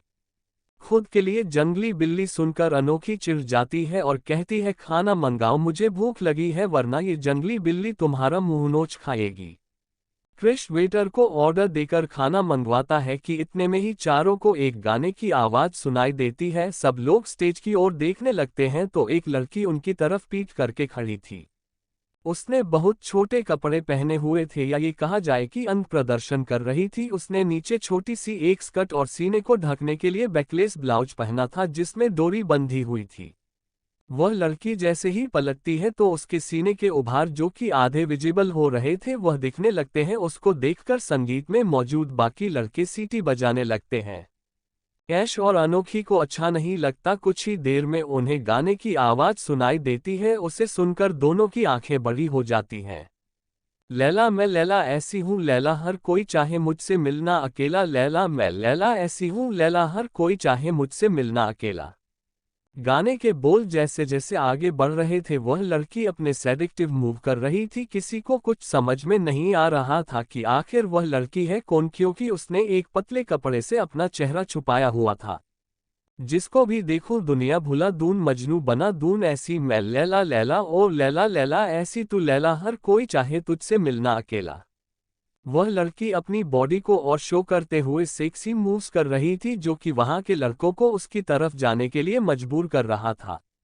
एवं गुप्ता फैमिली को भी समझ नहीं आ रहा था कि ऐसी कौन सी डांस है जिसको यहाँ बुला लिया गया है जो कि ऐसे घटिया मूव्स संगीत में कर रही है। ओ मोहब्बत का जिसको तरीका ना आया, उसे जिंदगी का सलीका ना आया। राहे वफा में जहाँ पर जो खेला उसके लिए है ये हसीनों का मेला। वह लड़की स्टेज से निकलकर नीचे आती है और सीधे आकर्ष के पास आ उसकी लेप में बैठ जाती है और उसके सीने में हाथ फिराने लगती है। उस लड़की के सडन एक्शन पर सब शॉक हो जाते हैं। ऐश तो जल भून कर राख हो रही थी और कुछ ऐसा ही हाल आस्था का भी था। आकाश उस लड़की को अपने ऊपर से धक्का दे देता है जिसे वो नीचे गिर जाती है। वो अपनी कमर को कामुक तरीके से मूव करते हुए उठ जाती है। सबको यही लगता है कि वह उसका मूव है, पर वह लड़की आकाश को एक लुक देकर वापस स्टेज की ओर जा अपने डांस मूव करने लगती है। लैला मैं लैला ऐसी हूँ लैला, हर कोई चाहे मुझसे मिलना अकेला। ओ लैला आहा हा गुल्लू गुल्लू गुल्लू गुल्लू, मुझे देखकर जो ना देखे किसी को, मेरे वास्ते जो मिटा दे खुदी को, उसी दीवाने की बनूंगी मैं लैला, उसे प्यार दूंगी मैं पहला पहला। लैला मैं लैला। कुछ ही देर में उसके डांस में साथ देने के लिए एक लड़का आता है जिसने उसके जैसे मास्क लगाए हुआ था। वह भी उस लड़की से चिपक चिपक कर डांस करने लगता है। उन दोनों के इतने इंटेंस मूव को देखकर बुजुर्ग लोगों ने अपने मुंह पर हाथ रख लिया था और जो जवान लड़के थे वह एंजॉय कर रहे थे। ऐसी हूँ लैला हर कोई चाहे मुझसे मिलना अकेला लैला ओ लैला लैला ऐसी तू लैला हर कोई चाहे तुझसे मिलना अकेला लैला ओ लैला लैला ऐसी तू लैला हर कोई चाहे तुझसे मिलना अकेला ला ला ला। मिस्टर गुप्ता से जब बर्दाश्त नहीं होता तो वह एक एम्प्लॉय को इशारा करते हैं कि यह गाना बंद करें और इनको बाहर करें। जब तक एम्प्लॉय वहां जाता है तब तक सॉन्ग खत्म हो जाता है और वह दोनों स्टेज से चले जाते हैं। बैक स्टेज आकर वह लड़की अपना मास्क को उतारती है और वह लड़का भी और दोनों एक दूसरे को देखकर मुस्कुराने लगते हैं। जी हाँ, वह लड़का और लड़की कोई नहीं अमन और लीजा थे। लीजा सामने से तो आकर्ष के साथ फ्लर्ट नहीं कर सकती थी, इसलिए उसने आकर्ष के पास जाने का यह प्लान बनाया था। क्योंकि इतने दिनों से खुद को कंट्रोल करते करते वह थक गई थी, वह एक बार आकर्ष को छूना चाहती थी, उसकी बॉडी को महसूस करना चाहती थी और ये करने के लिए अमन ने उसका साथ दिया। अमन लीजा का हाथ खींचते हुए कहता है मैंने अपना प्रॉमिस पूरा किया और उसकी बॉडी के ऊपरी जिसमें न के बराबर कपड़े थे मैं अपने हाथ को मूव करते हुए कहता है अब तुम अपना प्रॉमिस पूरा करो। अमन की बात सुनकर लीजा हाँ में सिर हिला देती है तो अमन उसे गोद में उठाकर सीधे अपने रूम की ओर चला जाता है। जब तक मिस्टर गुप्ता के भेजे हुए एम्प्लॉय बैक स्टेज आते हैं तब तक दोनों रफू चक्कर हो चुके थे। सभी गेस्ट को समझ नहीं आ रहा था कि आखिर हुआ क्या। यंगस्टर्स तो मजे ले लेकर एंजॉय कर रहे थे। ऐश तो आकर्ष को घूर घूर कर देखे जा रही थी। आकर्ष ऐश की जलती निगाहें अपने चेहरे पर महसूस कर उसे कहता है मैंने क्या किया है, वो खुद ही आकर मेरे पास बैठी थी, मैंने तो उसे धक्का दिया था। पर लगा तो ऐसा नहीं था कि आपने उसे धक्का दिया है, वह तो बड़ी स्टाइल से अपने मूव्स कर रही थी, अपनी कमर को बेंड कर रही थी। तो यह उसका लुकआउट है, मैंने तो उसे धक्का ही दिया था। ऐश मुंह बना लेती है। होटल के रूम में अभी कुछ देर पहले जोकी को कपड़े शरीर की शोभा बढ़ा रहे थे, वो अब बुरी हालत में फटे हुए रूम में बिखरे हुए थे और बेड पर लीजा और अमन की इंटेंस लव मेकिंग चल रही थी। अमन जो कि हमेशा लिजा के ऊपर भारी पड़ता था पर आज लिजा कुछ ज्यादा ही एक सीटेड थी। अमन लिजा को होल्ड करते हुए कहता है क्या बात है डार्लिंग, आज कुछ ज्यादा ही तुम एक्साइटेड लग रही हो। अमन तुम नहीं समझोगे, आज जो मैंने फील किया है ये सब उसी का नतीजा है जिसके कारण मेरी बॉडी रिएक्ट कर रही है। बस उसकी लेप में बैठने और उसकी बॉडी को टच करने से तुम इतनी ज्यादा एक्साइटेड हो गई और मैं तुम्हारे साथ यह सब कर रहा हूं, तुम तो कभी मेरे साथ इतनी एक्साइटेड नहीं हुई। लिजा अपनी पोजीशन को चेंज करते हुए अमन को अपने ऊपर आने का इशारा करती है। अमन ठीक वैसे ही करता है। लीजा अमन की बात का जवाब देते हुए कहती है 2 साल मैंने हर रात अपने साथ उसे फील किया है पर आज मैंने सच में उसे फील किया है। मैंने ये सब चीज अपने सपने में ही देखी थी, तब से मेरी बॉडी उसका टच चाहती है और आज जब मैंने उसे टच किया है उसी के कारण मेरी बॉडी ऐसे रिएक्ट कर रही है। फिर लीजा अमन के ऊपर चिल्लाते हुए कहती है क्या तुम थोड़ा फास्ट कर सकते हो, आज तुम मुझे इतना थके थके क्यों लग रहे हो। लिजा की बात पर अमन हंसते हुए कहता है मैं थका हुआ नहीं हूं, तुम कुछ ज्यादा ही एनर्जेटिक हो आज। लीजा अमन को धक्का दे खुद उसके ऊपर अपने आप को शिफ्ट कर एंटर करती है और कहती है मेरी हीट को आज तुम नहीं शांत कर पाओगे। अपना मोबाइल दो, तुम्हें मेरा मोबाइल क्यों चाहिए। लीजा अपने दांत पीसते हुए कहती है मैंने जितना कहा है उतना करो। अमन का मोबाइल लेकर लीजा उसमें अमन के बॉडीगार्ड का नंबर डायल करती है और मोबाइल अमन को देते हुए कहती है उसे कमरे में बुलाओ।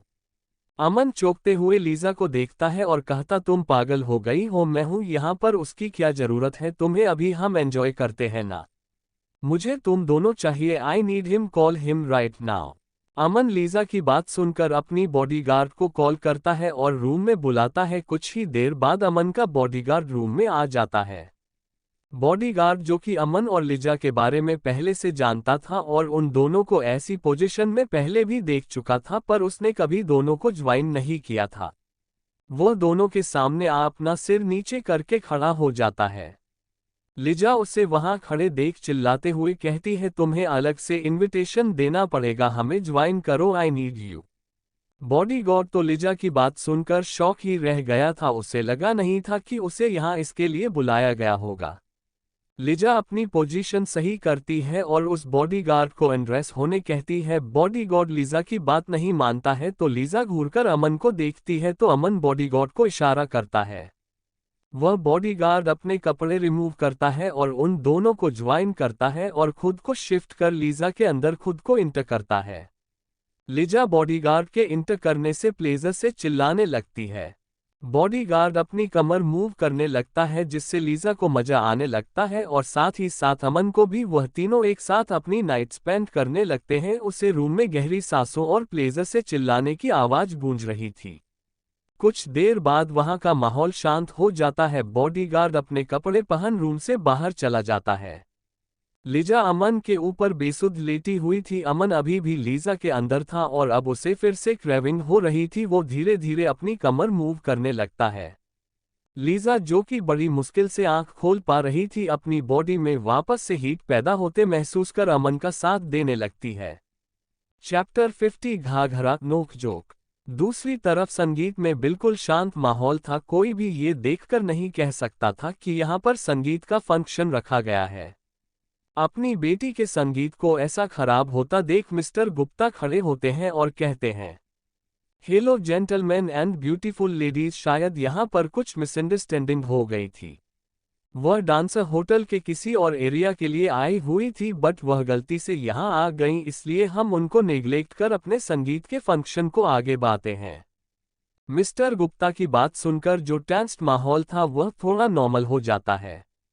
कुछ ही देर में वहां एक प्यारा सा सॉन्ग सुनाई देता है और सामने आस्था डांस करती हुई दिखती है, जो कि अपने कुछ फ्रेंड्स के साथ डांस कर रही थी। डांस करते हुए ही वह अपनी बहन और जीजू को स्टेज पर बुलाती है। तीनों डांस कर रहे थे। उनके डांस को देखकर सभी तालियां बजाने लगते हैं पर कुछ सीटियों की भी आवाज आ रही थी और हमारी दोनों हीरोइन उस डांस को देखकर ओवर एक्साइटेड हो गई थी। यश और अनोखी बस उनके डांस खत्म होने का वेट कर रही थी कि वह भी जो उन्हें डांस प्रैक्टिस की थी वह कर सके।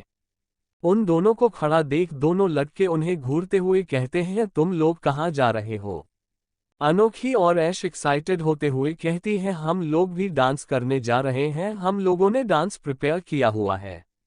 उन लोगों की बात सुनकर दोनों लड़के एक दूसरे की तरफ देखते हैं और एक साथ कहते हैं, तुम लोग डांस नहीं करोगे? दोनों लड़कों की बात सुन ऐश और अनोखी उनकी तरफ देखती है और कहती है, और हम लोग क्यों डांस नहीं कर सकते? बस नहीं कर सकते, एक बार कह दिया ना, चुपचाप यहाँ बैठो। अनोखी क्रिश की तरफ आंखें तरेरते हुए कहती है, और तुम होते कौन हो हमें रोकने वाले? हम डांस करेंगे। इसके साथ ही वह क्रिश का हाथ झटक स्टेज की ओर चली जाती है। ऐश जो कि अनोखी के पीछे ही जा रही थी, आकर्ष जल्दी से उसका हाथ पकड़ लेता है। अपने हाथ पकड़े जाने पर ऐश पीछे मुड़कर देखती है तो आकर्ष उसे गुस्से से घूर रहा था। आकर्ष की गुस्से भरी नजरों को देख ऐश उससे कहती है, क्या हुआ? मुझे डांस करना है, हम लोगों ने बहुत मेहनत की है। आकर्ष अपने दांत पीसते हुए एक बार मना कर दिया, ना तुमने देखा लड़के कैसे हूटिंग कर रहे हैं और मुझे ये पसंद नहीं है, इसीलिए चुपचाप यहाँ बैठा हूँ। पहले ही माहौल खराब हो चुका है यहाँ का, अभी तुम लोग कुछ भी करोगी लोग उसका गलत ही मीनिंग निकलेंगे। आकर्ष की बात सुन ऐश कुछ सोचती है और चुपचाप वहां बैठ जाती है। अनोखी स्टेज की ओर चली जाती है। क्रिश घूरते हुए उसके पीछे पीछे आता है। दोनों स्टेज पर आ जाते हैं, तभी सॉन्ग बजता है। अनोखी क्रिश को धक्का मारते हुए अपने स्टेप्स करने लगती है। लड़के ओ रे लड़के कहाँ से आया है रे तू? प्यारा है शक्ल से अकल का मारा है रे तू? लड़के ओ रे लड़के कहाँ से आया है रे तू? प्यारा है शक्ल से अकल का मारा है रे तू। अनोखी की यह बातें सुनकर क्रिश मूड में आते हुए डांस करने लगता है और अनोखी की बात का जवाब देता है, हाँ जल गई, हाँ जल गई मेरी बातों से तू जल गई, हाँ खल गई तुझे खल गई मेरी बेपरवाही खल गई। मोहतरमा तू किस खेत की मूली है जरा बता। क्रिश की बात सुन अनोखी अपने स्टेप्स करते हुए अपने लहंगे को मूव करती है और डांस करने लगती है। टीवी पे ब्रेकिंग न्यूज, हाय रे मेरा घाघरा हाय बगदाद से लेके दिल्ली वाया आगरा। टीवी पे ब्रेकिंग न्यूज, हाय रे मेरा घाघरा हाय बगदाद से लेके दिल्ली वाया आगरा। घाघरा घाघरा तेरा घाघरा घाघरा तेरा घाघरा घाघरा वाया आगरा। घाघरा घाघरा तेरा घाघरा घाघरा तेरा घाघरा घाघरा वाया आगरा। घाघरा घाघरा इश्क इश्क घाघरा घाघरा इश्क इश्क। ऐश जो कि आकर्ष की नज़र यहाँ वहाँ होने का वेट कर रही थी, वह जैसे ही देखती है कि आकर्ष किसी से बात करने में बिजी है, वह मौके में चौका मार रफू चक्कर हो जाती है और स्टेज की ओर भाग जाती है। मैं हवा तो ऊर्जा घटा तो मुर्जा कली कहा कि अदा हो ताकि बड़ा बेशरम है तू तो लुक्खा है बड़ा ये कमर छुपा ले नजर घुमा ले पता मैं पूछूं उमर तू जाने देखो बेरुखी पे कैसे अटका है पड़ा हा ढल गई रे ढल गई तू शाम की तरह ढल गई हा खल गई तुझे खल गई मेरी बेपरवाही खल गई मोहतरमा तू किस खेत की मूली है जरा बता बेमतलब की बकवास तेरा घाघरा बगदाद हो या हो दिल्ली वाया आगरा टीवी पे ब्रेकिंग न्यूज हाय रे मेरा घाघरा बगदाद से लेके दिल्ली वाया आगरा हाय रे मेरा घाघरा घाघरा हाय रे मेरा घाघरा मेरा घाघरा। अब स्टेज पर ऐश अनोखी और क्रिश थे। क्रिश ऐश और अनोखी को देखते हुए आगे की लिपसिंग करता है और डांस मूव करते हुए डांस करने लगता है। मैं नशा उतर जा खता सुधर जा इत्र मैं सुंदू रसूल में गाँव ऐसे बन रहा है जैसे कोई तोप है मैं मजा मैं चाहूँ सजा मैं काटू रजा मैं पूछूं जुआ क्यों खेलू होपलेस है तू फिर भी थोड़ी होप है हाँ टल गई आफत की तरह टल गई हाँ खल गई तुझे खल गई मेरी बेपरवाही खल गई मोहतरमा तू किस खेत की मूली है जरा बता उठती फिरती अफवाह है तेरा घाघरा बगदाद हो या हो दिल्ली वाया आगरा टीवी पे ब्रेकिंग न्यूज हाय रे मेरा घाघरा हाँ बगदाद से लेके दिल्ली वाया आगरा। कुछ लड़के तीनों का डांस देखकर सीटी बजा रहे थे। सभी लोग उन लड़कों की मनसा अच्छे से समझ रहे थे। मिस्टर गुप्ता तो अपनी बेटी के संगीत को इस तरह खराब होता देख अपना सर नामे दिला देते हैं। उन्हें उस लड़की के ऊपर गुस्सा आ रहा था क्योंकि उसने यहाँ का माहौल खराब कर दिया था। ऐश लीड लेते हुए आगे के मूव्स करती है। क्रिश ऐश और अनोखी दोनों के साथ डांस कर रहा था पर तीनों इस बात से बेखबर थे कि कोई बहुत खतरनाक निगाहों से उन्हें घूर रहा है। घाघरा घाघरा तेरा घाघरा वाया आगरा घाघरा तेरा घाघरा वाया आगरा घाघरा इश्क घाघरा इश्क। ऐश्वर्या अनोखी क्रिश के आजू बाजू घूमते हुए मूव्स कर रही थी कि अचानक कोई ऐश का हाथ पकड़ता है और उसे अपनी तरफ खींचता है। आकर्ष गुस्से में ऐश को खींचते हुए स्टेज से नीचे ले आता है। मिस्टर गुप्ता आकर्ष को इतने गुस्से में देख उसके पास आने लगते हैं तो आकर्ष उन्हें हाथ दिखा रोक देता है और वह ऐश को खींचते हुए वहां से लेकर जाता है। आकर्ष को इतने गुस्से में देख क्रिश और अनोखी भी उनके पीछे आने लगते हैं। आकर्ष ने ऐश के हाथ को बहुत कसकर पकड़ा हुआ था जिससे उसे दर्द हो रहा था। वह कसमसाते हुए लगातार आकर्ष को हाथ छोड़ने के लिए कहे जा रही थी। प्रोफेसर आप मुझे कहाँ लेकर जा रहे हैं, प्लीज छोड़िए मुझे दर्द हो रहा है। आकर्ष गुस्से में उसके हाथ को झटके के साथ छोड़ता है जिससे ऐश आगे आते हुए गिरते गिरते बचती है। ऐश को गिरता देख अनोखी जल्दी से उसका हाथ पकड़ती है और उसे संभालती है। आकर्ष अपने गुस्से को कंट्रोल करते हुए चिल्लाकर कहता है जब मैंने मना किया था तुम्हें तो वहां जाने की जरूरत क्या थी। और फिर क्रिश की ओर रुख करते हुए तुमने देखा था ना वह लड़के कैसी हरकतें कर रहे थे, तुम इन्हें समझाने की जगह उनके साथ डांस करने लगे। क्रिश आगे आते हुए कहता है ब्रो यार बस थोड़ा एंजॉय ही कर रहे थे और मैं था वहां पर। आकर्ष वापस से चिल्लाते हुए तू था वहां पर तो तू कर क्या रहा था, तूने देखा उन लड़कों को कैसे घूर रहे थे, उनकी आंखों में क्या चीज थी, मन कर रहा था एक एक की आंखें निकाल दूं। आकर्ष के ऐसे कहने पर ऐश सहम जाती है। ऐश डरते हुए आगे आती है प्रोफेसर हम लोगों ने डांस प्रिपेयर किया था और ये फैमिली फंक्शन था, हम लोग नॉर्मली डांस ही कर रहे थे। आकर गुस्से में अनोखी की तरफ देखता है और कहता है आई नो मिस कपूर कि आप लोग फैमिली फंक्शन में डांस कर रहे थे, लेकिन इसके पहले जो डांस हुआ है उससे उन लड़कों में एक हवस पैदा हो गई है और वो वहां स्टेज पर जिस जिस लड़की का डांस देख रहे हैं उसको भी उसी नज़र से देख रहे हैं। मैं नहीं चाहता कि आप लोगों को कोई उस नज़र से देखे इसलिए मना कर रहा था, पर आप लोगों को मेरी बात समझ में कहाँ आती है।